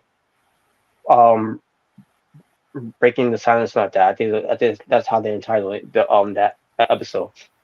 So there's a lot more for silence to be broken. Yeah. Because of Dan Snyder, tends to show that he's been working on during those times. Don't know who it's going to be from, but I know one thing: it's not going to be from Amanda Bynes. Amanda Bynes had made it very clear that she wanted nothing to do to be on the public spot, on the public spotlight anymore. She doesn't want have anything to do with it anymore. It's unfortunate that what happened with her, because I love Amanda Bynes, and I wish that that hasn't happened to her. But hope that she is doing better on the well, despite how she looks right now.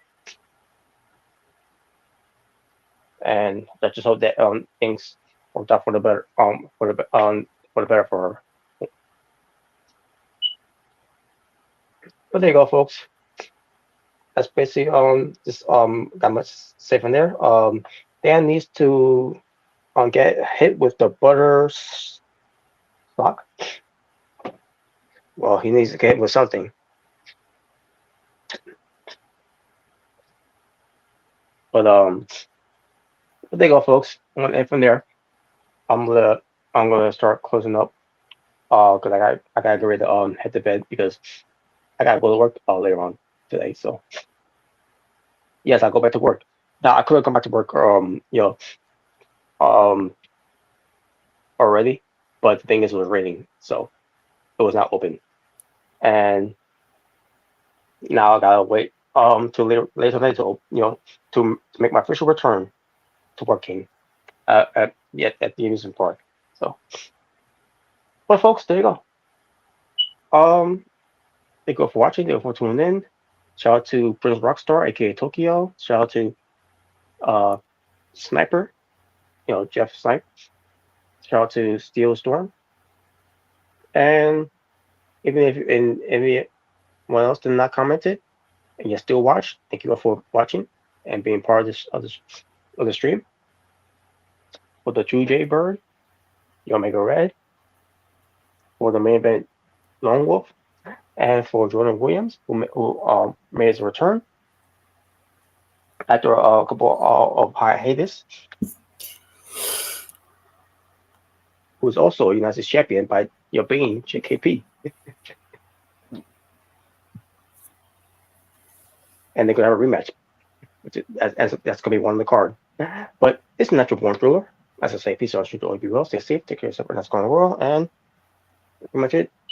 Now, as I get ready to play this this one video, it's just going to be the same one I did from earlier, as we start the stream, and then I'm going to play the music to, for the closing outro for this, and then I'm going to end the stream from there. So, folks, until next time. Which next time I'm gonna try to do TNA wrestling reviews. Hopefully, I will get a chance to finally do it. But I've just been busy during these weeks. And one of those weeks, was doing things with my sister, with things to my little nephew and my little niece, and now things are looking over right now. So I will be able to get those two done. I just need to watch the one TNA wrestling show that I missed from this past Thursday, and then you'll get back-to-back TNA wrestling reviews pertaining to these Impact results from me, from last week and from this week that passed. But like being said, until next time, folks, take care of yourselves and each other, and God bless.